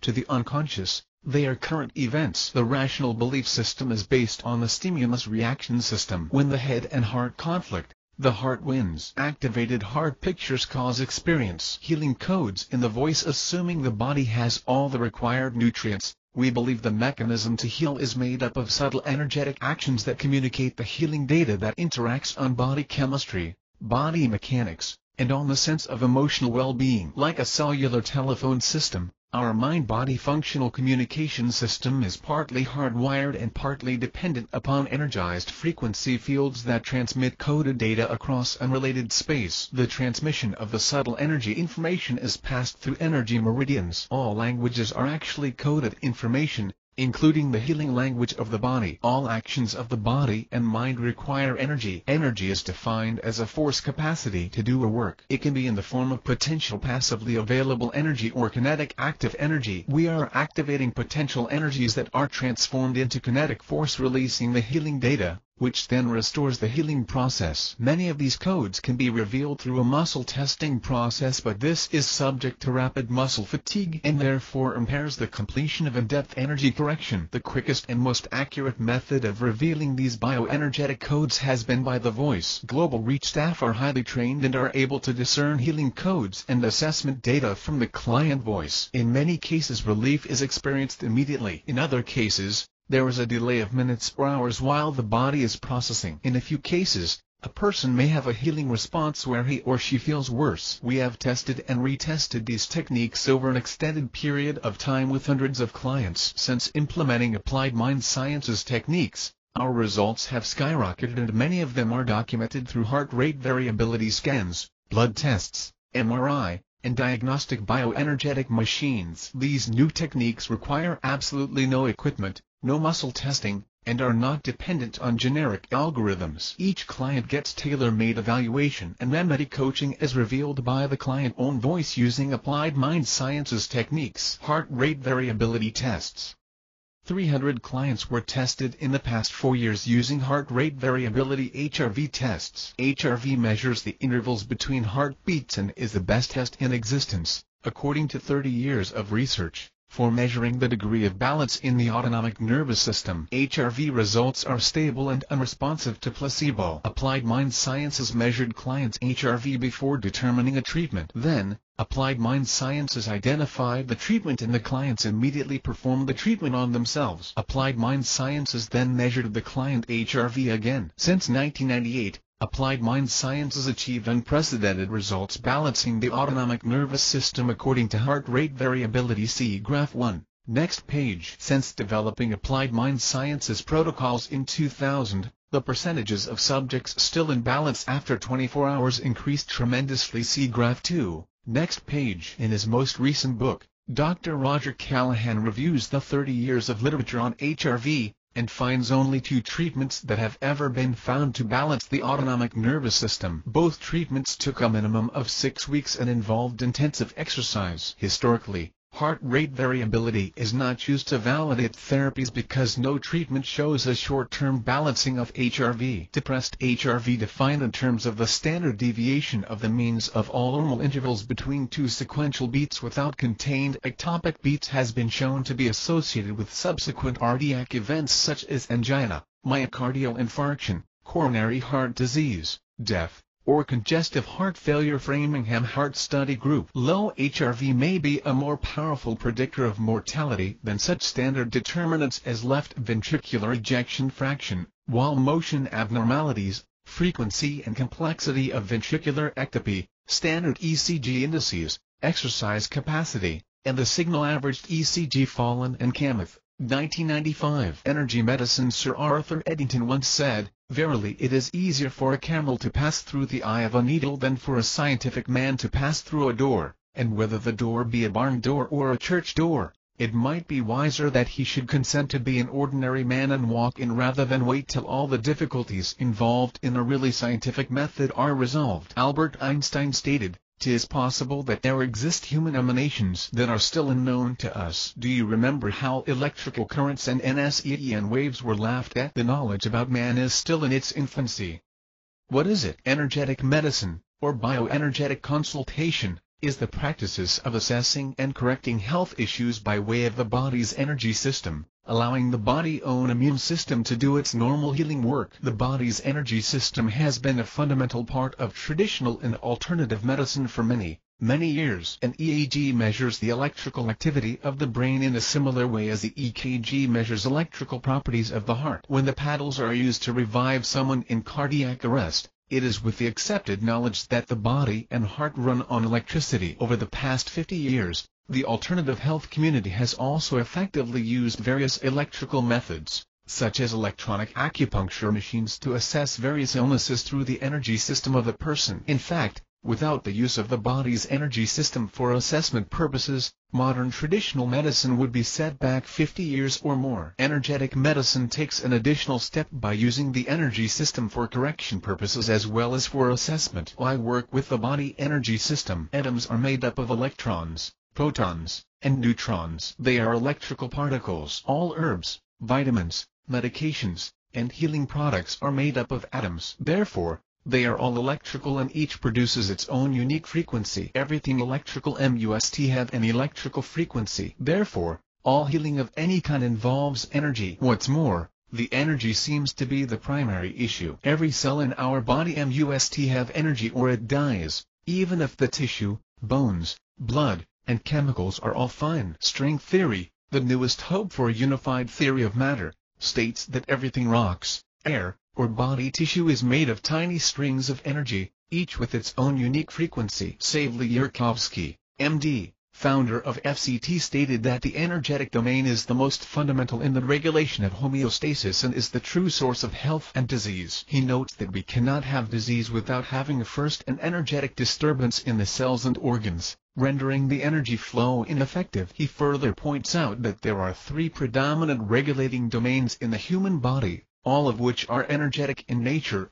1. Electromagnetic, 2. Electric, 3. Biochemical. Every cell in the body has electromagnetic fields, EMF, electricity, and biochemical makeup. Electrical fields carry information data. Each cell contains field data. Each thought field contains data. There are data fields that are passed on through the generations through a phenomenon called isomorphic resonance. In people, some energy forces are easily measured with instrumentation, while other energy fields are very subtle, requiring the body itself to be the resonant measuring instrument. Bioenergetic testing. People have two options in healthcare. They can choose a modality that suppresses symptoms, or they can choose an intervention that seeks out the cause of the problem. In the latter method, the reason the immune system failed is addressed, allowing the body to heal itself as intended by the Creator. The question is, how do we assess the root of the problem? Most tests just identify and quantify the symptoms of the real problem. The answer is found in bioenergetic testing, which identifies the body's stress reactions to various domains. Although Dr. Savly Yurkovsky uses a resonant bioenergetic testing method different than global reach, he states,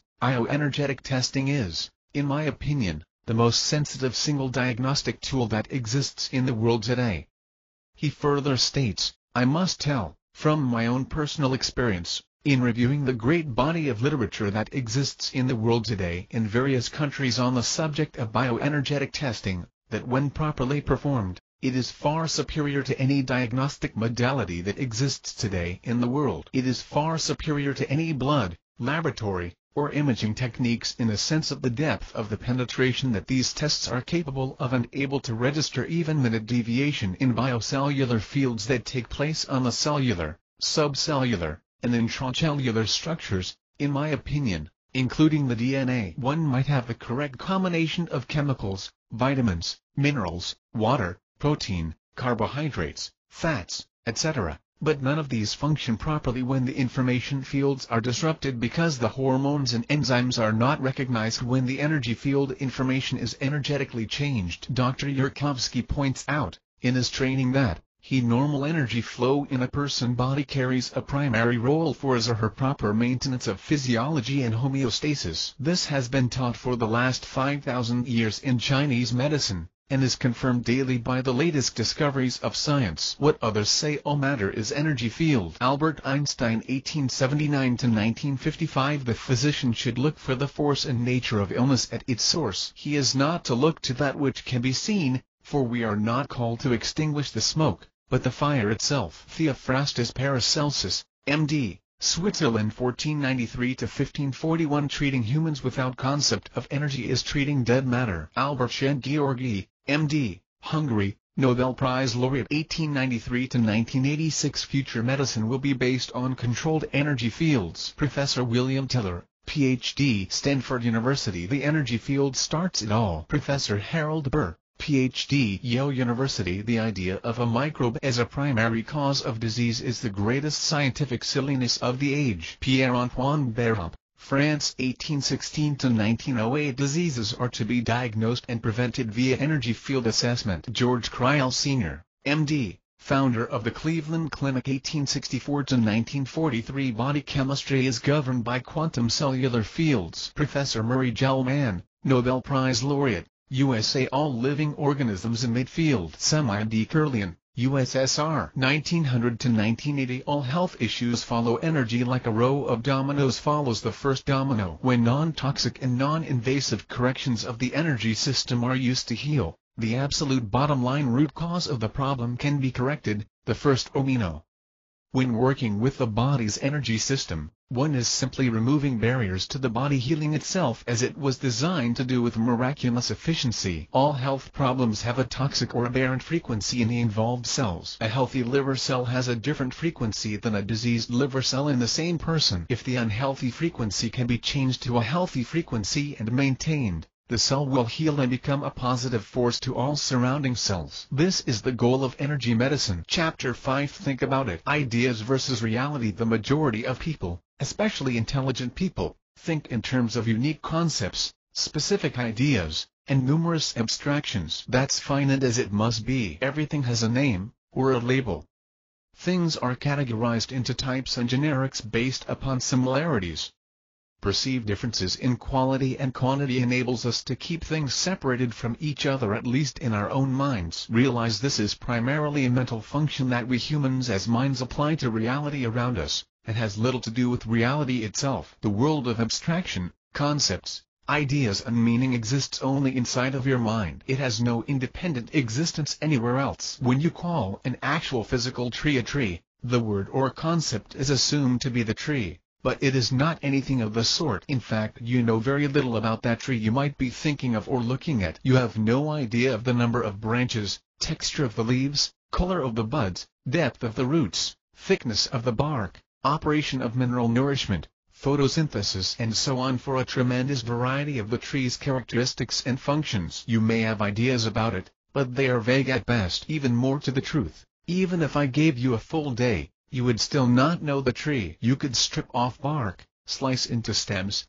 dig for roots, observe leaves under a magnifying glass, and count spring buds, but in the end, you wouldn't have achieved the goal of truly knowing that tree. You wouldn't understand the pattern or active agency which resides in a seed and acts to manifest as a tree and keeps the tree functioning as tree, just as that specific tree and tree type, and nothing else, throughout its life. We mainly see and experience things, at an often very superficial level, give them and the various relationships among these things names or labels, attach personal meaning and significance to these various things, and happily go about our business. Most people think in terms of symbols and labels for the objects and relationships between the actual objects of reality. They take the idea to be the thing and work mentally with these concepts about the things of reality alone, usually paying little attention to how closely these concepts or ideas accurately relate to actual observable things. These concepts are usually far from equal to the actual realities they involve and correspond to. And sadly, Most people never actually deal with reality or other people directly because they never can get past dealing with their own unique and generally severely limited ideas about reality and other people. Do you get the difference? It's a big difference. People's ideas about reality, names, labels, concepts, abstractions, and their own personal meanings. Remember my treatise on the outfusions of man in the beginning of this book?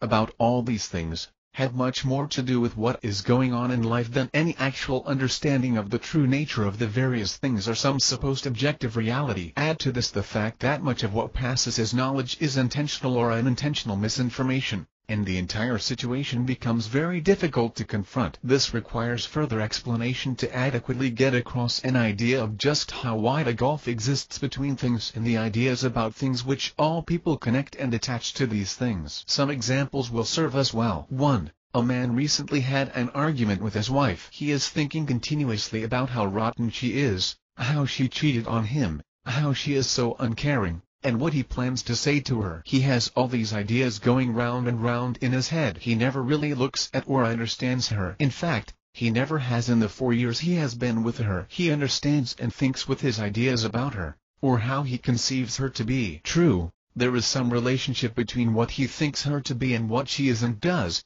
but there is also much which is purely of the nature of ideas about her that are vague, generalized, exaggerated, and also just incorrect. There is a huge gulf between the two, what she really is and what his ideas are of her. So when he gets home, he yells and verbally attacks her, and still never looks at or sees her. He sees her through his own unique set of ideas of what he conceives her to be and what he imagines she should be. It like his ideas, concepts, beliefs, and notions that is his general viewpoint act as a filter to his perception and experience, only allowing him to see and experience a small aspect of her which may not even be a true aspect at all. We all have this going on to some degree about everything we live, see and experience. 2. A college student is studying basic electrical circuits. He has read all about current, voltage and resistance. In a lab experiment he sets up a simple circuit with a battery, some wire, and a resistor and electrical component which inhibits electrical current flow. When he connects it all together, he takes some readings using a voltmeter, ammeter and ohmmeter. He then sees how the voltage, current and resistance are all related. He smiles with this new understanding of electricity. What is really going on here? He never saw a voltage, or a current or an electrical resistance. He never touched or heard any of these. Even today, nobody really knows what electricity is. Theories continue to change, but always, and at any time, these are just theories about phenomena of perception and experience. Some people think we, as a civilization, are moving forward and advancing the theories about the world around us, are getting closer and closer to the truth about electricity, energy and reality. That's wrong. That's totally wrong. There is rarely any advancement. There is only change and differences in human concepts and notions about reality. What there is actually is just another theory, and it is no better and no worse. It is simply just an alternative mental construct, set of ideas, concepts, or notions. Over the past 6,000 years the entire universe has stayed basically and exactly the same. The only change has been man's ideas about it. The world here on Earth,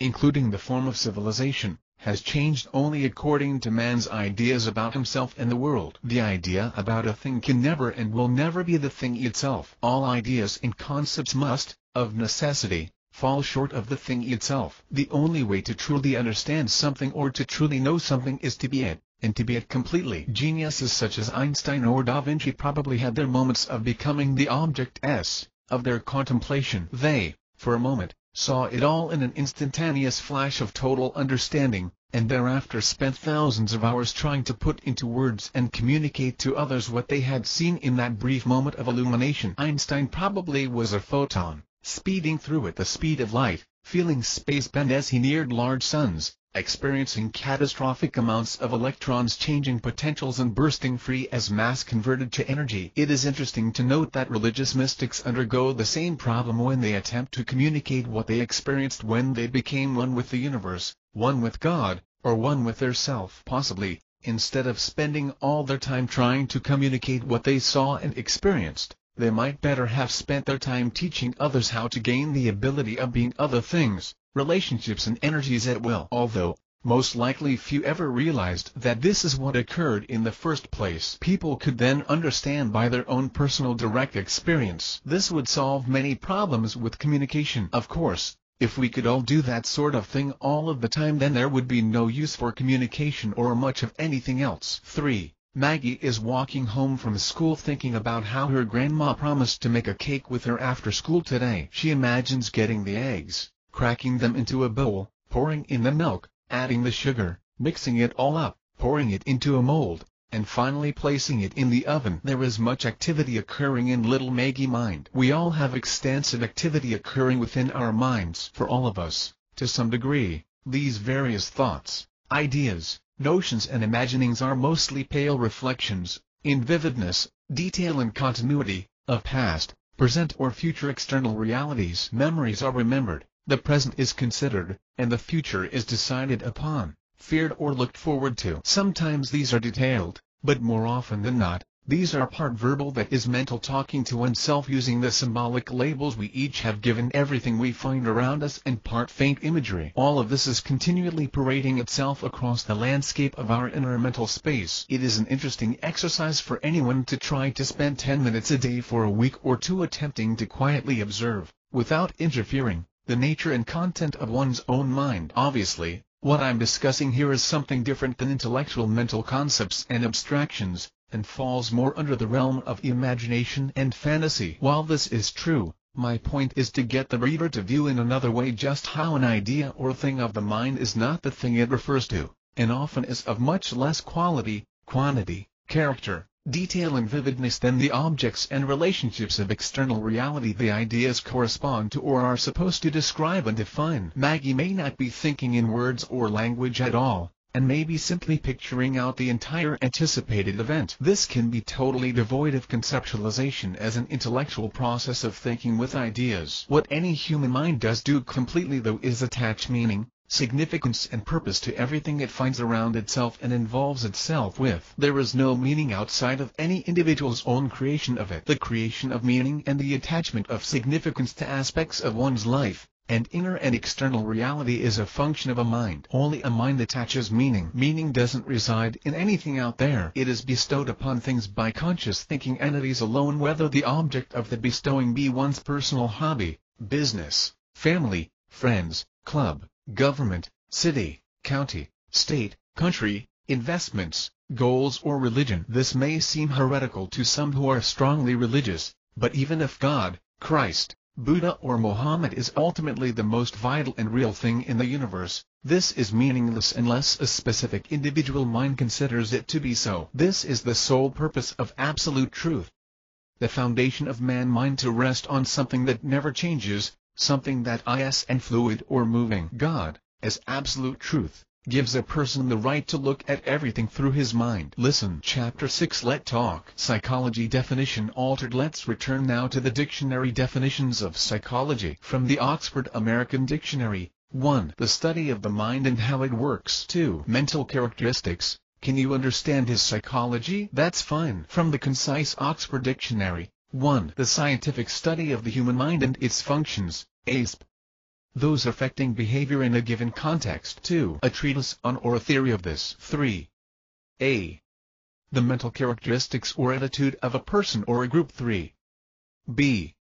The mental factors governing a situation or activity. The psychology of crime. Definition 1 has slyly added the idea of affecting behavior. The original definition had nothing to do with this. The wish to control the minds and actions of others has entered into the equation. From the American Heritage Dictionary. 1. The science that deals with mental processes and behavior. 2. The emotional and behavioral characteristics of an individual or a group. These definitions have further altered the true meaning. In actual practice, modern psychology deals almost exclusively with physiology, brain chemistry, neurology, genetics and the behavior of the biological organism stimulus response, completely disregarding and ignoring the mind, man's inner self, and more to the point, man's true and vital self. The dictionaries will sooner or later remove the concept of mind completely from the definition, following the lead of official psychology as taught in Western universities and colleges. Members of the educational establishment write the dictionaries, and the educational establishment is entrenched in modern psychological theories. Let's return to the correct definition of the word. Adhering to the strict definition of the word, psychology would involve the study of man's invisible world as described above, and nothing else. By definition, this is what the study would deal with. This is not an opinion or bias. This is according to exactly what the word means and nothing else. Of course, relations to behavior could be studied, and relations to brain activity could be studied, but the subject in itself, by definition, is or should be the study of the mind or soul. A more correct name for the modern subjects of psychology and psychiatry would be people control, because that's what they actually are. They are subjects involving how to alter thoughts, attitudes and behavior. The intention is to control people. That in a nutshell is the purpose of behaviorism. Naturally, governments and totalitarians love the subject. They also fund it in large way. A legitimate study of the mind. What would a study of the mind entail? It would investigate the nature, functioning, and potentials of man, inner and invisible mental activity. This would encompass such things as awareness, attention, intention, imagination and concentration. It would develop techniques for any individual to first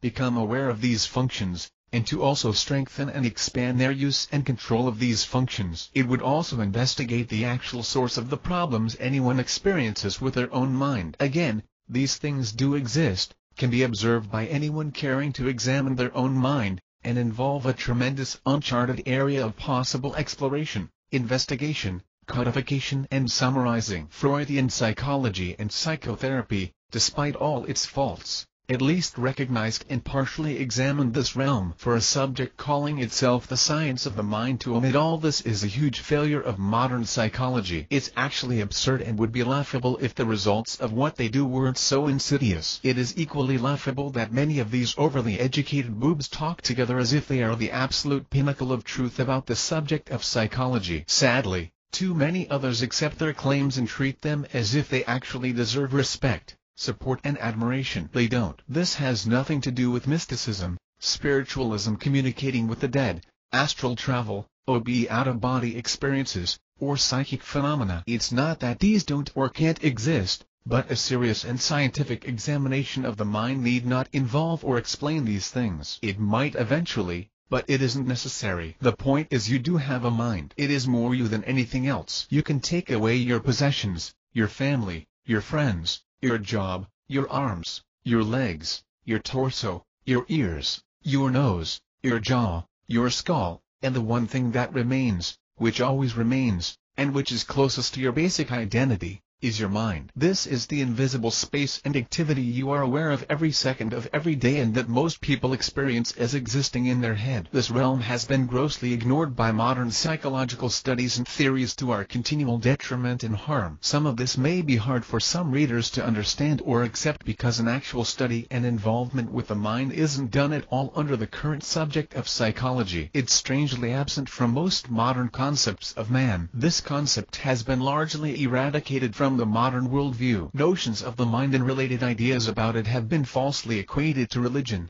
spiritualism, or mysticism. We each have a mind. You know it, and I know it. We each experience it and its many various aspects as mentioned above. This is very simple and straightforward. Modern psychology, due to absurd notions, flawed presumptions, intellectual dullness, observational weakness, blatant prejudice, and tremendous financial concerns, ignores the mind completely, and instead concentrates on physiology, and analyzing and controlling animal behavior and responses to environmental factors. It's not that you don't have a body and use it to play your part in life. You do. There is physiology, and the environment does affect each and every one of us. But the current subject pretends to be a study of the mind of man, and having failed completely at that, has abandoned and finally denied the very existence of man's mind. Worse, it pretends to be the final word on the subject, all the while attacking and suppressing any honest study or subject that deals with the actual field of the mind. Evolutionists do not appear to see the difference between the matter part of an organism and the life part, which animates it. They seem to think that the organism itself is life. Psychology suffers a similar problem of understanding. Modern psychology and psychiatry claim validity by posturing as science. They claim to study man as an object of investigative science. They fail at this because any legitimate science should and would take into account all aspects of the subject it deals with. A valid science would not choose to omit a major body of data from its analysis, which is what they have done with the mind, dealing with,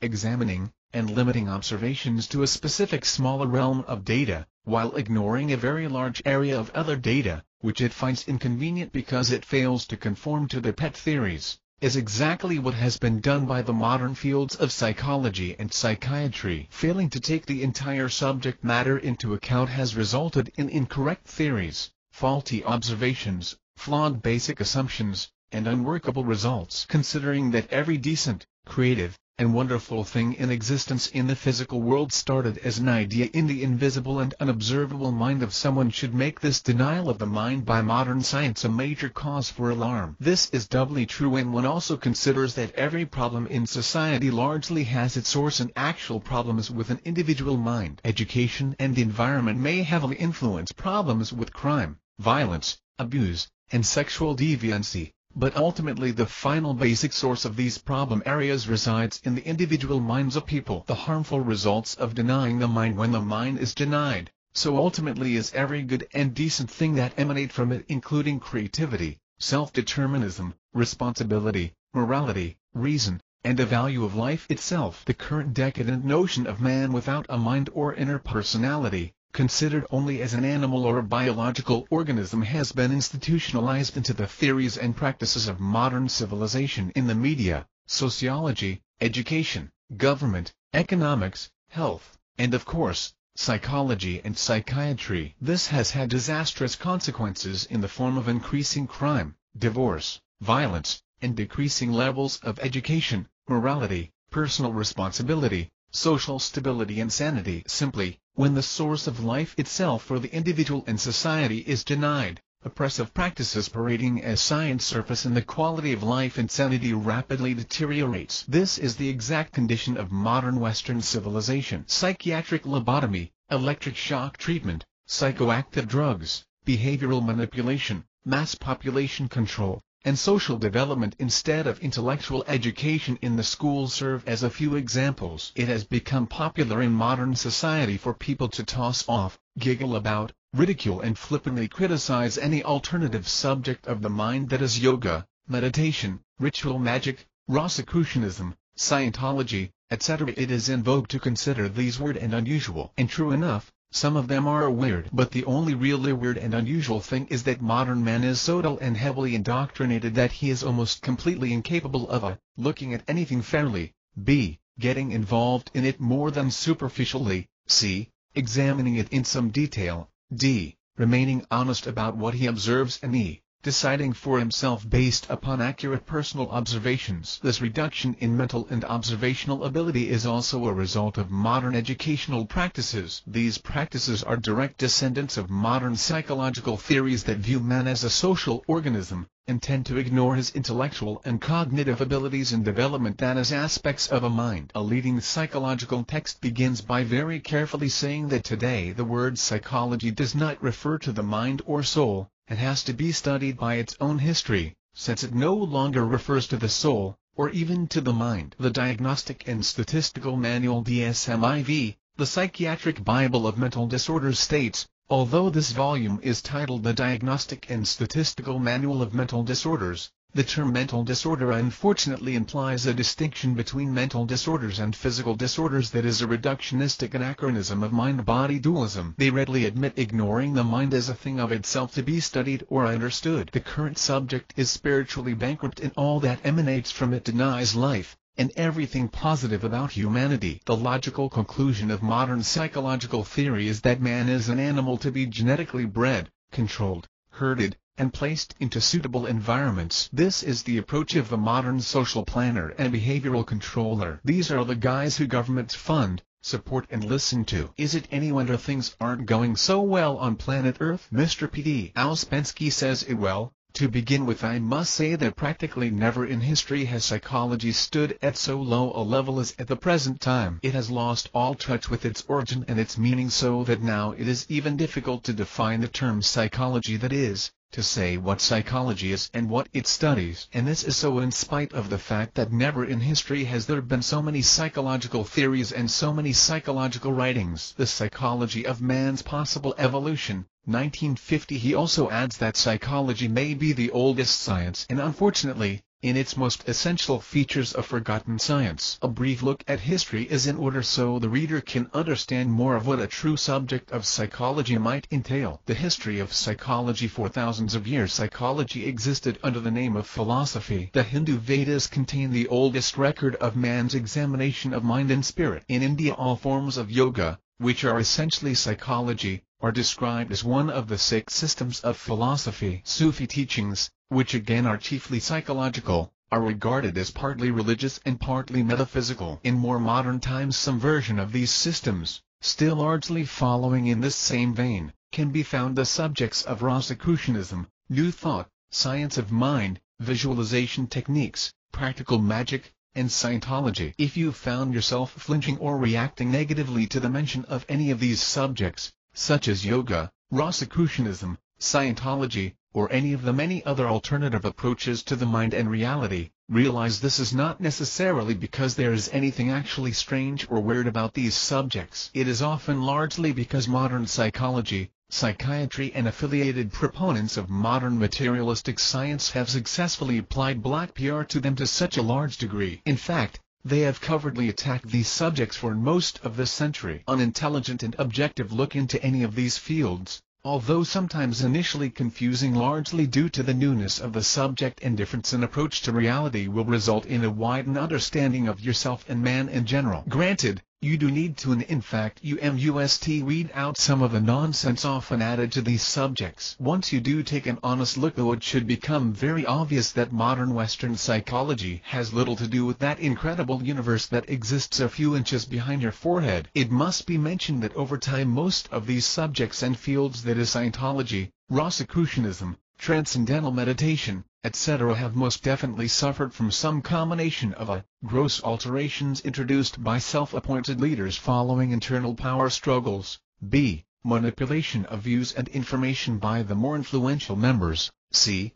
the sad tendency of some of the not-too-bright members to dictate changes not part of the original information, and d. the use of the subject and field to exert thought control and behavioral manipulation on its members. These faults are observably true and easily seen in the recent history of Scientology, though these faults exist in all to some degree. Lastly though, don't throw out the baby with the bathwater. While these all have serious flaws, don't use that as an excuse to dismiss everything about them outright without any serious examination. It takes careful and serious examination to separate the valuable from the invaluable, and there are often much of both to be found. The mind has been examined, studied, drilled and expanded, at times to the point of excruciating detail within many fields, that is Tibetan Buddhist yogic practices. This is not to say that due to language barriers and the passage of time, that the information has not been lost to minor or major degrees, or that these studies weren't without many errors, serious flaws, biases and differing opinions to start with. The point is not whether any of these are perfect studies, none are, or whether any of them have completed the task of researching the mind, none have,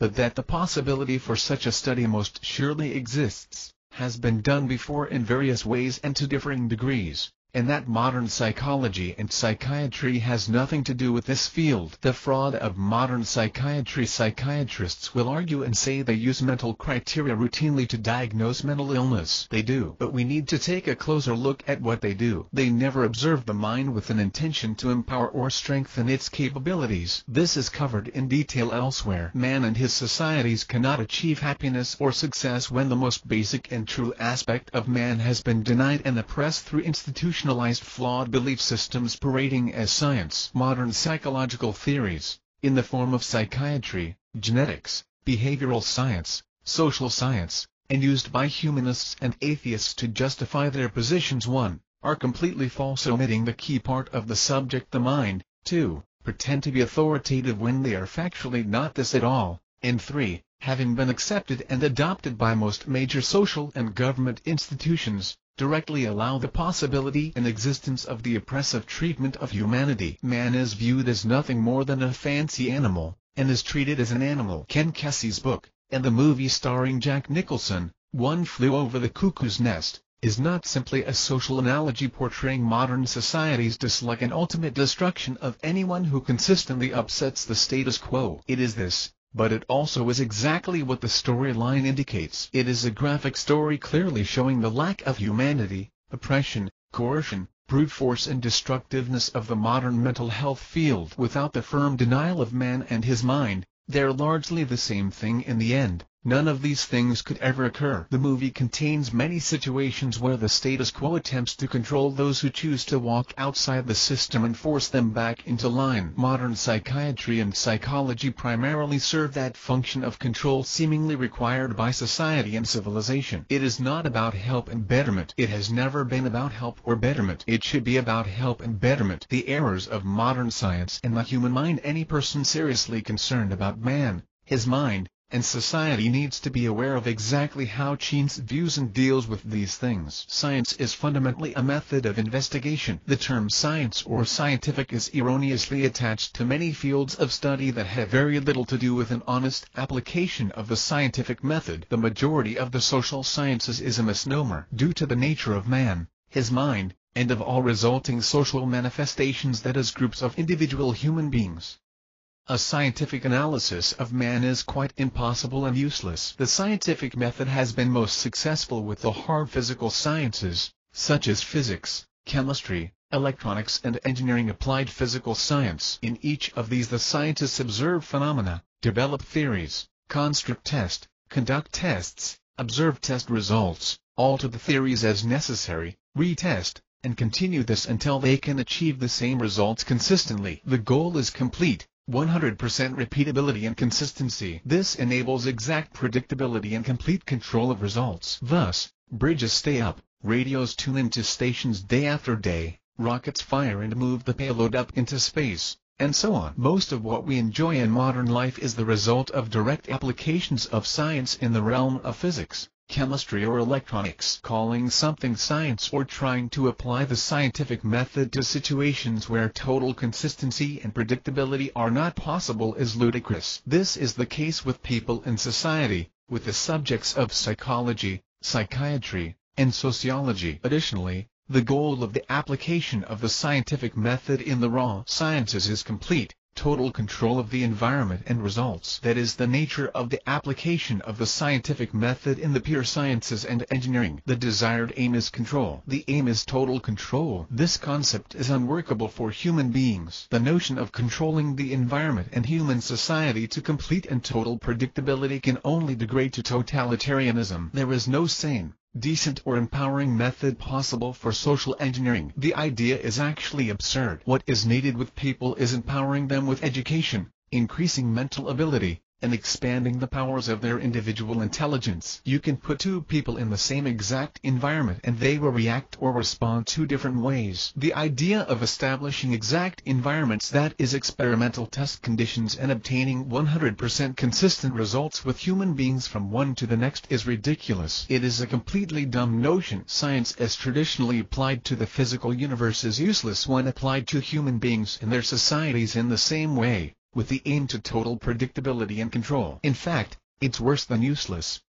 It's very harmful to man and his societies. It's not only that it can work, but results are produced that are worse than if they did nothing at all. The goal of science as applied to the physical sciences is incompatible with human beings and his or her societies. Science per se cannot be successfully applied in any traditional way that empowers, helps or assists man to rise to higher states and conditions of existence. Science can and has been applied to the physical environment to improve conditions benefiting man's physical survival, but that is not at all the same as applying science to man, his mind, and his societies. Few recognize this distinction. It is a very important and vital distinction. The mastery gained over the environment through the physical sciences has had numerous and amazing benefits for mankind. The same thing cannot be said for the fields of psychology, psychiatry and sociology, which claim to be scientific and following of the scientific tradition. It is impossible to apply the scientific method to people and societies and obtain positive results. Look around. A few examples should suffice to show the inherent flaws of the current approach. Example number 1. There is a book entitled The Three Faces of Eve. It is about a woman who had multiple personalities to the point where each was separate, markedly different, and unaware of what the others would think, decide, and do. At some point in the past, psychiatrists and psychologists noticed this phenomena. Upon further investigation, it was discovered that people with this condition, known as dissociative identity disorder and earlier as multiple personality disorder, usually had traumatic early life experiences that acted to precipitate the condition. These were usually violent and often involved severe sexual abuse. How does science handle this? Science wants to learn what causes it, what the various factors are, and how the various factors relate to each other and the overall condition. They want to quantify everything like all good scientists want to do. How do they do this? They are not content to study past cases. Reading stories of such cases and listening to personal anecdotes do not satisfy them. The only scientific way to do it is by setting up carefully planned experiments involving severe sexual abuse, violence, and personality-shattering experiences, observing the results of these experiments, and retesting based upon the observations of their previous testing. Of course, this is grossly immoral and decadent by any standard of human decency, but these folks who demand such experiments in the name of science have never been known to possess the qualities of decency, compassion, or morality. The same logic, moral justification, and scientific methodology of a Dr. Mengele, Nazi medical experimenter, is alive today with these folks. Science has been a success when applied to the physical realm of matter and energy. Combine two chemicals under a certain temperature and pressure and the resulting reaction is the same if conditions are kept consistent. Drop a rock with a certain mass in a vacuum and it accelerates and reaches the same terminal velocity every time. Science gains knowledge and control over matter and energy by establishing theories, conducting experiments, observing results, re-theorizing, conducting more experiments, until the results of the experiments can be duplicated consistently every time. This approach doesn't work with people and societies, although this hasn't stopped a tremendous number of deluded psychiatrists, psychologists, and social scientists from trying. Even the term social scientist is downright absurd. It's an oxymoron. The two words cannot be put together in the same phrase and make any sense, at least not to a truly sensible person. Continuing with our example of Eve, enter the CIA and other secret government organizations. What purpose could a government intelligence agency have for a spy, agent, or courier who could be numerous different personalities, all of which were quite unaware of what the others were thinking and doing, and all of whom could be controlled by intelligence agency superiors? To the demented minds of these types of people, the creation of such wonderful spies and agents would be a dream come true. So naturally they probably spent much time and money attempting to understand the mechanics of multiple personalities and creating their perfect spy. Their excuse was national security. The psychiatrists' excuse was gaining knowledge and understanding the true functioning of man. Both of their excuses are nothing more than intellectual justifications for moral decadence, an utter lack of compassion, and extreme harm to their fellow human beings. They couldn't do this out in the open, because taking 2 to 6-year-old children, submitting them to torture, sexual abuse, and extreme violence is not something the majority of humanity considers acceptable. Realized they wanted to understand completely the mechanics of the creation of multiple personality disorder,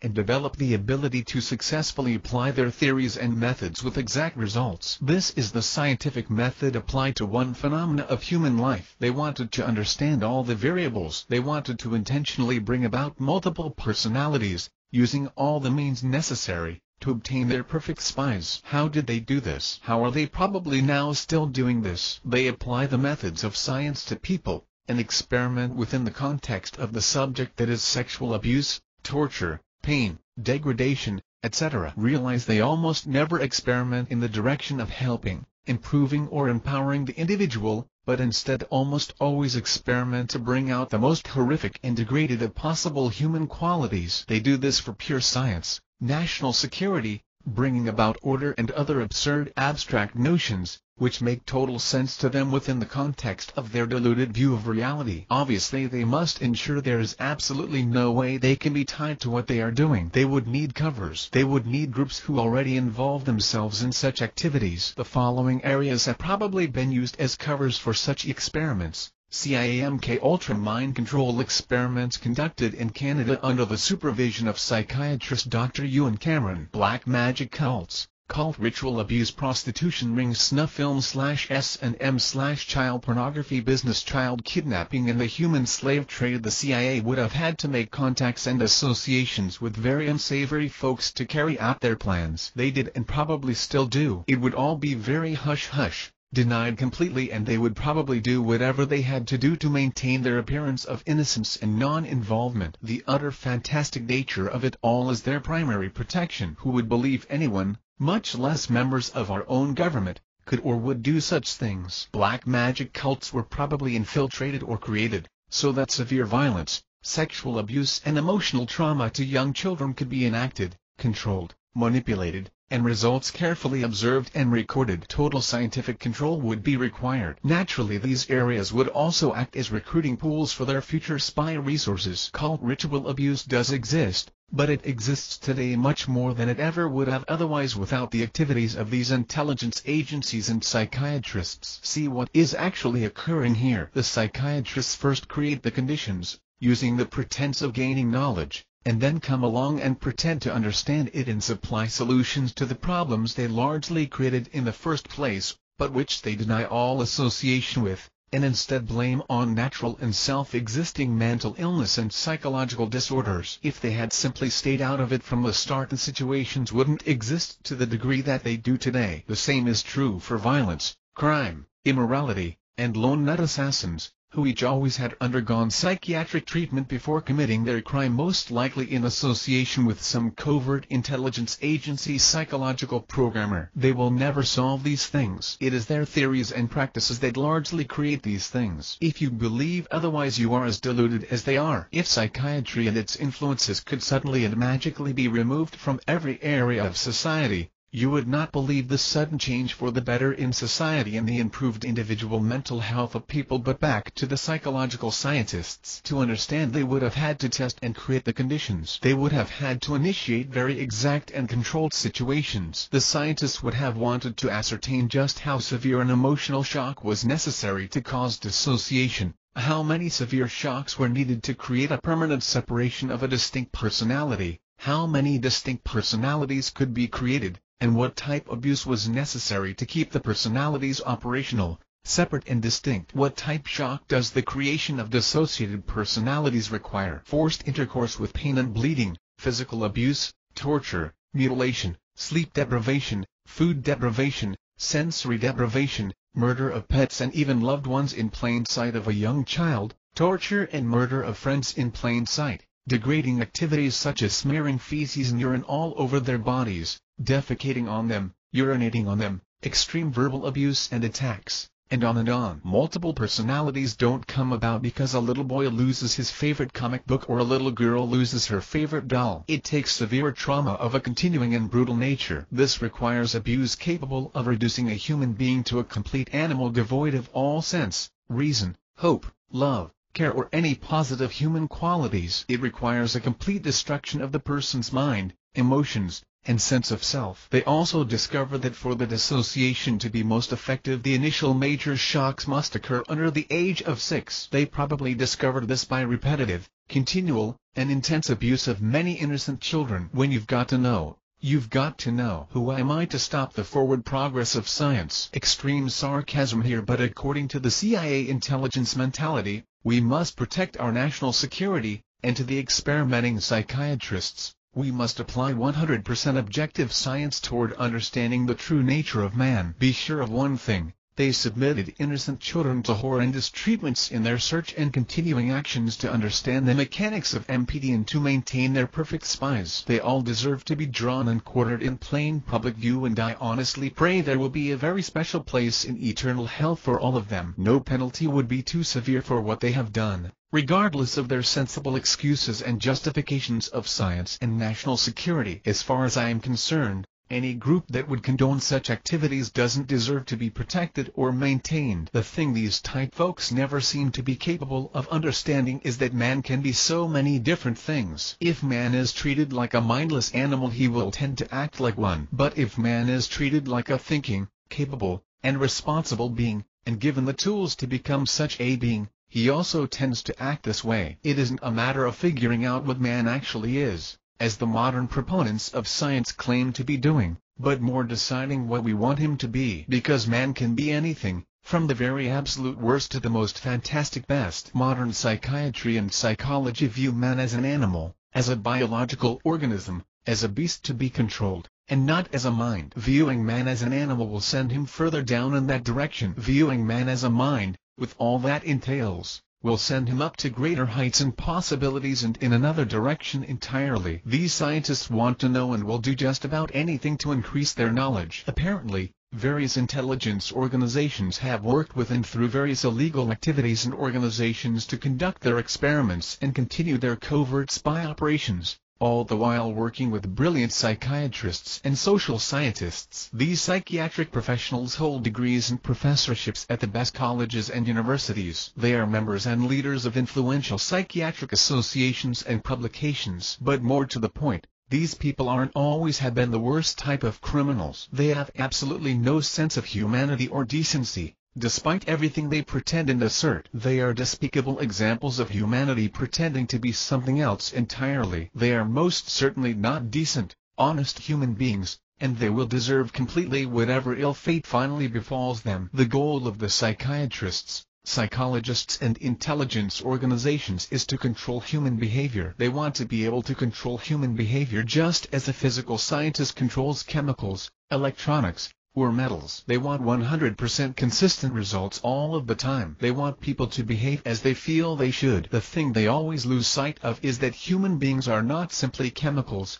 electrons or energy. You can't simply push on a human being a certain way and have him keep going in the same direction, like a rock or brick on a frictionless surface. People are not simply matter and energy. Human beings are entities of consciousness with thought, awareness, will, attention, purposes, goals, imagination, responsibility and creativity. Human beings don't simply do what they are told. They decide and then act. They learn through education, personal desire and intention. Trying to force human beings into a mold conforming to the same paradigm as that which understands the physical sciences is severely flawed and has disastrous consequences for people and society. People aren't rocks. People aren't electrons running through a wire in an electric circuit. Treating them as such goes nowhere. Actually, that's not quite true.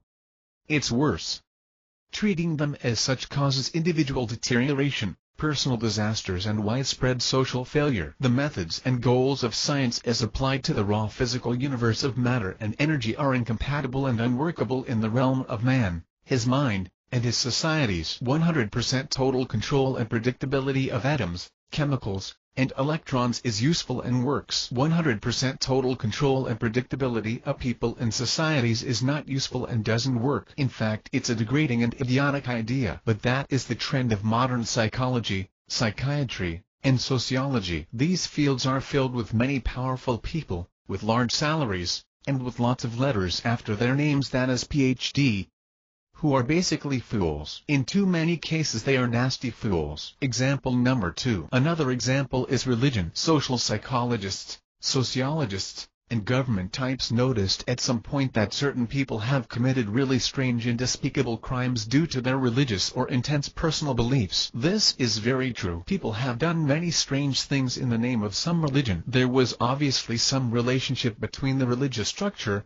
beliefs and resultant actions. But again, simply studying past cases and depending on anecdotal evidence wouldn't be enough for them. Sociologists, psychologists and psychiatrists wanted to understand and learn how religion can be used to control people. How can we use religion and beliefs to get people to do what we want? How far will they go in the name of a religion? What are the variables involved? How do these variables interact and relate? There was never any intention to ascertain whether there is any validity to the subjects of various religions. There is much evidence that the Jonestown mass murder, called mass suicide in the media, involving Jim Jones and the People Temple, was a CIA experiment in group mind control gone badly. Mass quantities of various psychiatric drugs were discovered at Jonestown after the event. Psychiatrists were involved. Apparently scientists wanted to ascertain what people could be made to believe, and more importantly, what they could be manipulated into doing in the name of some religious creed or idea. They wanted to study by direct experimentation under controlled conditions, using the scientific method, the relationship of belief, conviction, and worship to actions, to the point of committing murder and suicide. Who knows where else and in what other situations they have done similar things. Be sure though, they have done it. That is the nature of science when applied to people and societies. Test and forget about one's conscience, decency and morality. Again, to learn they had to experiment. Realize this experimentation along these lines can only be highly oppressive and degrading to the victims. It serves no honest or decent useful purpose. It is another example of a crime against humanity, but hidden again behind deluded notions of science, the country's best interests and gaining knowledge. The real sick thing is that it makes perfect sense to those perpetrating these horrendous abuses. They don't think they are doing anything wrong, and ironically, some of them feel they are the most dedicated, honest and patriotic folks compared to the rest of us. They sacrifice a few to benefit the many, because it's the nature of war. They are severely deluded, and cause incredible harm to people and society. Human history is primarily a comedy of errors. It is only one series of possibilities, stretched out over time and space, out of an infinite possible variety of alternatives. These scientists examine one small aspect of man's history or culture, take it to be the way things are, called the subject anthropology, and experiment along a similar path in an attempt to understand and control. They never quite understand that what man has been in the past too often has been largely due to oppression, ignorance, lack of education, deception, miseducation, and the abusive control of past kings, dictators, and churches. Man has never been allowed to exist in an empowering environment that acknowledges and encourages all the good about him. That is equally true today. For social science to study and investigate these past instances of social circumstances with the idea of actually learning anything useful about human beings is absurd. It's dull people conducting equally dull studies. These people are largely morons despite all their complex studies and assertions. They make another major error in theory and practice. The modern views of social science too often include the notion that societies and groups are actual organisms or entities with a life and existence of their own. Some asinine theorists, that is Hegel, Karl Marx, and John Dewey, even assert that the social entity is more important and has more validity than the individuals. Therefore they try to envision and create various social structures to bring about new, better, and alternate conditions. They talk about the ills of society, social decay, the state, social tension, and social harmony as if these were real things. There is no social organism. There is no organic whole of all life. These are concepts, abstractions, and ideas that exist only in someone's head. They have no real basis in observable fact outside of the ideas certain men hold about them. And placing these concepts in positions of importance senior to the life of individual human beings is ludicrous and always results in harm to various members of the civilization involved. The only actual thing is a human being, a unique individual mind, a person. All else is pretty much conceptions and ideas in us and others' minds. Any society, group or civilization is only the sum total of all the individual people comprising it. What makes any society, group or civilization what it is involves only the sum total of all the notions, ideas, beliefs, values, decisions, responsibility, self-determinism, goals, and actions of the individual people involved. If anyone seriously wants to make a better society, civilization or world, the only correct and successful approach is to first make better people. There is no other way to do it. Strangely, no one even considers this approach today. Possibly the idea is too simple for the overly complex intellectuals of today. They would rather spend endless energy and time fabricating complex laws, legislation and social mandates, in their perverted attempts to coerce or enable man to evolve and behave appropriately. These modern politicians, social theorists and group psychologists are dolts. They spend all their time trying to come up with the ideal social system, while continually ignoring the only thing that will ever bring about any real lasting improvement, the betterment and empowerment of the minds of individual men and women, and that they don't deal with at all. Example number 3. Another example is electric shock treatments. The story of electric shock began in 1938, when Italian psychiatrist Ugo Saletti visited a Rome slaughterhouse to see what could be learned from the method that was employed to butcher hogs. In Saletti's own words, as soon as the hogs were clamped by the electric tongs, they fell unconscious, stiffened, and then after a few seconds they were shaken by convulsions. During this period of unconsciousness, epileptic coma, the butcher stabbed and bled the animals without difficulty. At this point I felt we could venture to experiment on man, and I instructed my assistants to be on the alert for the selection of a suitable subject. Siletti's first victim was provided by the local police, a man described by Siletti as lucid and well-oriented. After surviving the first blast without losing consciousness, the victim overheard Siletti discussing a second application with a higher voltage. He begged Siletti, "Non una seconda mortifiero, not another one. It will kill me." Ignoring the objections of his assistants, Siletti increased the voltage and duration and fired again. With a successful electrically induced convulsion of his victim, Ego Siletti brought about the application of hog slaughtering skills to humans, creating one of the most brutal techniques of psychiatry. At no point had anyone ever observed a human being benefiting, improving, becoming happier, or expanding in responsibility from an electric shock. What depraved stream of logic determines that submitting a human being to a hog slaughtering technique is therapeutic or helpful? But this is natural and business as usual for psychiatrists. This is another example of scientists experimenting on human beings in an attempt to learn something, and to control. There has never been any basis in science for electric shock treatments. Yes, sure, it changes people, but smashing them in the head with a baseball bat would also change them. Sticking bamboo shoots under their fingernails would surely change them. Psychiatrists and scientists have come up with many theories to explain how ECT helps cure mental illness, but these are nothing more than fairy tales. And while reading a grim fairy tale hurts nobody, the modern fairy tales of the psychiatrists and psychologists are not so innocuous. Electric shock and other psychiatric methods cause severe harm while parading as modern science, cures and therapy. Human beings respond and react to force, whether that force be physical, chemical or electrical. Never is the application of any force helpful or empowering to the individual. Modern science is rooted in applying force or energy of some sort to some situation to bring about a change or new condition. This is fine and desirable in the pure physical sciences. Modern medicine, electronics, and various fields of engineering have made great strides in improving the physical condition of mankind. But force doesn't produce any decent or desirable results when applied to human beings. The result is always confusion, degradation, loss of personal responsibility, and chaos. What works with people is appealing to understanding,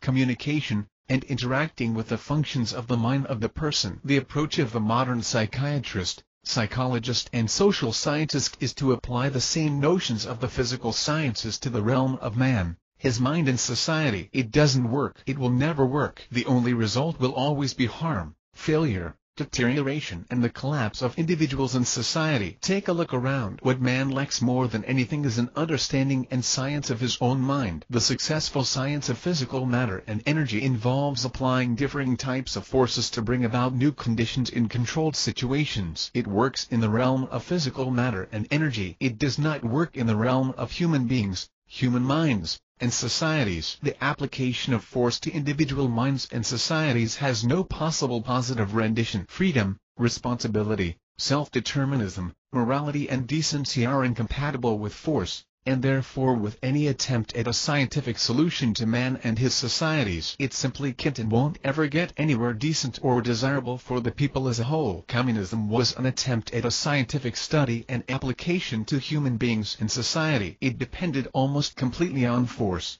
and obviously failed miserably, as it only could. Force, and therefore science, is unworkable with people. For science to work with human beings and societies, it must drastically alter its approach. There is nothing wrong with science. In fact, it is wonderful if used correctly. There is everything wrong with the manner in which purported science currently views and attempts to deal with human beings. The scientific method is extremely useful, but that isn't what is used in the subjects of psychology, psychiatry and the social sciences. These fields have attached themselves to the concept of science in an attempt to gain legitimacy while actually promoting bias, opinion, and false notions about man and his mind under a facade of research and objective science. First, man's mind is not matter or energy. The brain that houses the mind is matter and the chemical reactions in the brain are energy, but the mind is best described as spirit and the energy thereof is from God to man. It doesn't function as if it is made of matter or energy, and cannot be solved by treating it as such. All attempts to do so will result in ultra-controlled, totalitarian systems with the individual oppressed. Second,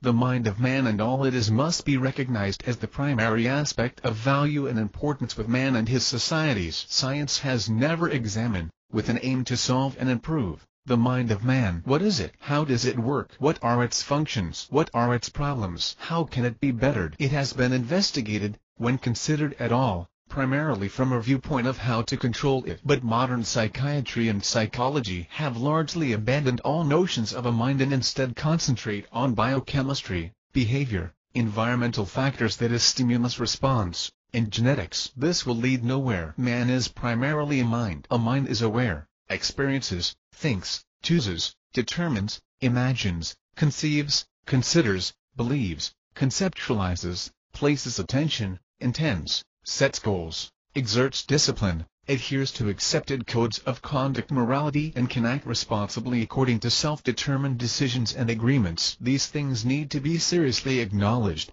investigated, studied, tested, and understood with an aim towards empowering the individual. The scientific method could be applied to these aspects of the human mind but never has been. There is no extant subject dealing with these things anywhere within the traditional confines of modern education and thought. The aim of control would be one of self-control, the control of one's own mind and all its aspects. One problem here is that for all practical purposes the mind and all its functions and contents are invisible. A thought can't be measured. An emotion can't be placed in a test tube. Imagination can't be weighed. A goal can't be quantified. A human intention can't be objectively viewed and examined with statistical analysis. Feelings of love, hate, anger or enthusiasm cannot be detected outside of the behaviors associated with them. It's also difficult to know whether people undergoing mental experiments are doing what they say they are doing with their minds. This has been a real major stumbling block for the modern scientist familiar only with dealing with visible, tangible and physical things. The things of the mind are not visible or detectable in the same way as any other object of observation in the entire physical universe. Simply, the mind is of an entirely different nature and adheres to different laws. Anyone honestly observing their own mind will come to the same conclusion, and nobody else can ever do this for you. You are the only one who experiences your mind as your mind in the way you experience it. You know your thoughts, feelings, ideas, hopes, and goals are real, yet these are completely invisible to everyone else, and vice versa. Objective science isn't possible when dealing with a mind because it can't be observed as it is by anyone except the person whose mind it is. This doesn't make scientific examination impossible, but it does necessitate a different approach to addressing the subject. The scientific approach used in the physical sciences can't be easily transferred to the realm of the mind where everything about it is invisible to objective detection. Early psychologists from Germany in the late 1800s, Wilhelm Wundt and his followers, decided, since the human mind and inner states cannot be observed or measured directly, we will ignore them, not deal with them at all and only concern ourselves with behavior. And so it has been ever since. It's not that the mind doesn't exist. Each of us knows it does from our own direct personal experience, but the entire approach of modern science with the subject has ignored and denied the mind as a factor of importance and object of study. Considering that every decent, great or noble thing originated as an idea in the mind of some man or woman should make it fairly obvious that discarding the mind of man as part of the basic underlying philosophical bent of various modern social sciences cannot ever have positive results. There needs to be an honest scientific examination of the mind of man with an aim towards understanding, solving and improving it in all its aspects. But it must be dealt with on its own level, within its own context, and addressing its own functions. Trying to understand it and what it does from a framework of physical matter and energy is useless. As an example, take the conservation of energy theory. This states that no matter or energy can be created newly, but only its form can be altered. This is not true at all in the realm of mind. Man's imagination is constantly creating newly out of nothing symphonies, plays, books, inventions, and so on. The functions of man's mind are radically different than anything else observable out there in the material universe. What is attention? How can it be strengthened, concentrated, directed, intensified, or reduced at will? What drills are necessary to assist a person to become aware of and control their own attention? What is the nature of concentration? Can it be improved? How so? What exercises or drills lead to bettered concentration? What is imagination? What different types of imagination are there? Can it be improved? How? What are goals? How do they relate to reality? Intention and determination. Can intention and determination be increased? How much? How so? This list of questions can easily get quite long. The mind is a completely unexamined and uncharted area requiring extensive investigation. The only way to effectively improve qualities of a mind is with mental techniques. Such techniques are strangely missing in the current fields related to the mind. Many supposed mental illnesses such as depression, anxiety and compulsions are nothing more than a severe inability of the person to control and direct their own attention. This is not said to minimize the seriousness of the condition to the person who suffers from these things or to suggest they aren't real. They are real, but they don't exist as illnesses or diseases. They are conditions, but are not adequately addressed and handled by a medical or biological approach. They are definitely not physical illnesses. If a person truly learned how and was able to control where they allowed their own attention to fall, whether on external things and situations, or upon internal ideas, feelings or sensations, the power of these supposed mental illnesses would greatly decrease. The only real mental illness in the world today is modern man's almost complete lack of any understanding about his own mind, how to deal with it, and how to learn to gain control over it and everything it is capable of doing for and to him. Ultimately it is a matter of control, but of self-control, over that immense universe of thought we each possess, seemingly, though not necessarily, a few inches behind our foreheads. The modern approaches of psychiatry and psychology don't assume self-control is possible because they don't even consider your mind exists. To many of them the mind is nothing but an accidental byproduct of chemical reactions in the brain, and an annoying byproduct at that. It seems they would be happiest if it didn't exist at all, and many of them are trying to bring such a view about. The mind exists. It is invisible. It does things that no matter or energy anywhere in the entire universe does. It aware. It conceptualizes. It sets goals. It establishes values. It chooses. It intends. It appreciates. It admires. And it initiates action, to mention only a few. No example of matter or energy located anywhere in space or time, which is the subject of the physical sciences, does what a mind does. Someday some of these brilliant scientists may finally notice this and change their approach to the subject. A mind and all it is not similar in nature to any of the objects of physical reality that a mind perceives and is aware of. So why treat it as if it is similar? This is simply a huge error of viewpoint on the subject. It is a basic assumption taken by the majority of people, which is just plain incorrect. Also, the purpose of such a scientific investigation cannot be to manipulate, control, force or dictate belief, thought, ideas or actions against the will of the person. People need to be educated into the discoveries of a scientific examination of the mind, and each individual placed in control of their own mind with tools to understand and improve their own mind. Too often others decide what the beliefs, attitudes and behavior should be. This must stop or the civilization will continue to decline and fail. The current scientific approach to man and his mind is wrong. 180 degrees wrong in the opposite direction of what could and would help individual people and also thereby, their societies, which are nothing more than groups of individual people. There will never be success viewing and treating man as only so much matter, energy, chemicals, atoms and electrical reactions. This is why psychiatry can only fail. It views and treats man as matter and energy, and their only solution is force. Because force is the only solution in the realm of matter and energy. You can't get a rock to move by appealing to its understanding. It moves only by brute force. You can get a person to move by appealing to understanding. Understanding is one of these mind qualities. People aren't rocks, shouldn't be treated as such, but this is functionally the view and approach taken by psychiatry, which does depend completely upon force. Physical force by involuntary commitment, restraints, deprogramming techniques, lobotomy, and straitjackets, electrical force by electric shock treatments, chemical force by powerful, brain-altering and mind-altering psychotropic drugs. At no point does the modern scientific approach consider, acknowledge, address or better any human mind on the level of and within the context of the functions of a human mind. In fact, modern psychiatry flat-out denies the existence of a mind. This basic philosophical error of psychiatry in understanding and treating man, the denial of the human mind, makes any attempts to improve man doomed to fail within the context of their grossly flawed theories and methods. Of course, psychiatry's goal has never been to help, empower or bring about increased happiness, success, self-determinism or responsibility in any individual human being. Their goal has always only been about controlling behavior, behavior that others find objectionable or inconvenient. This explains why governments and intelligence agencies have worked with and funded psychiatry and modern psychology for so many years. Their goal is often also control of the thoughts,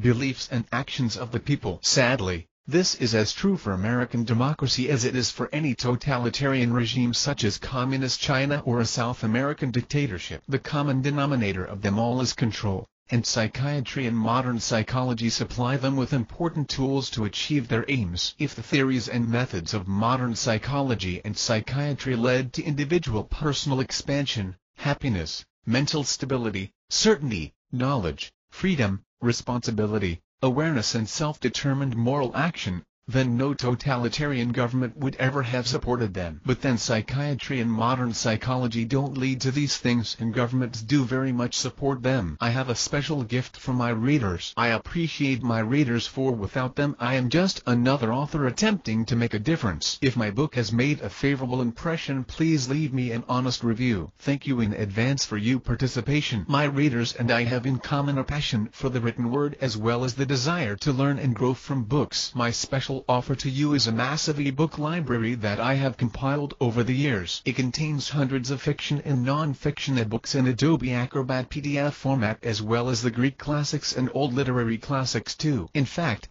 this library is so massive, to completely download the entire library will require over 5 GBs open on your desktop. Use the link below and scan all of the ebooks in the library. You can select the ebooks you want individually or download the entire library. The link below does not expire after a given time period, so you are free to return for more books rather than clog your desktop. And feel free to give the link to your friends who enjoy reading too. I thank you for reading my book and hope if you are pleased that you will leave me an honest review so that I can improve my work and or write books that appeal to your interests. Okay, here is the link. http://bookstore-bookstore-services/epubbaltory-bookstore-promotion-download-page/. PS. If you wish to reach me personally for any reason, you may simply write to mail to support@epubbaltory.com. I answer all of my emails, so rest assured I will respond. Meet the author. Dr. Preston is a behavioral scientist specializing in all types of relationships and associated problems, psychological triggers as applied to commercial advertising and marketing, and energy psychology. He is a best-selling author with numerous books dealing on publishing, behavioral science, marketing and more. He is also one of the lead research scientists with APPLEDMINDSCIENCES.com, the Mind Research Unit of FORENSICSNATION.com. As a senior forensics investigator, Dr. Preston profiles perpetrators of all types of crimes and assists the Forensics Nation team of investigators identify and track down cybercriminals of all types, all the way to apprehension and incarceration. He and his wife Cynthia reside in Auburn, California. http://author/TREATPRESTON.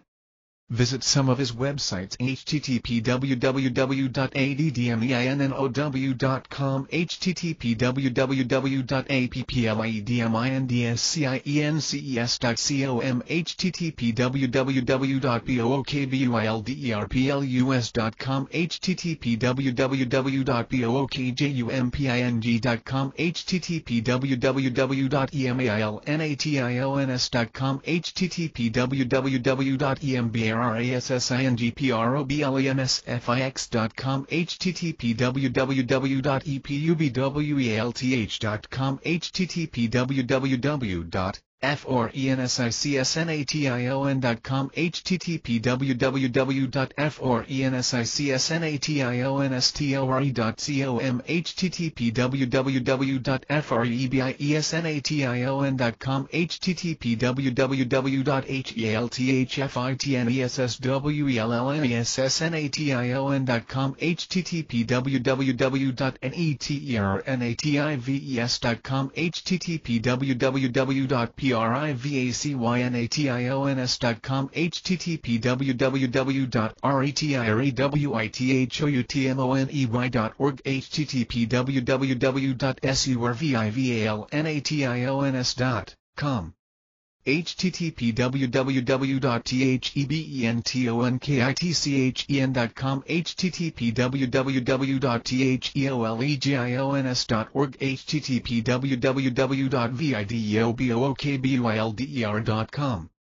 Some other books you may enjoy from epubwelth.com, LLC Library Catalog. EPW Library Catalog Online http www.epubwelth.com/wplads/upload-13/07/leland-benton-private-turbo.pdf EPW Library Catalog Download http www.filefactory.com/f/562ef3ea1054foa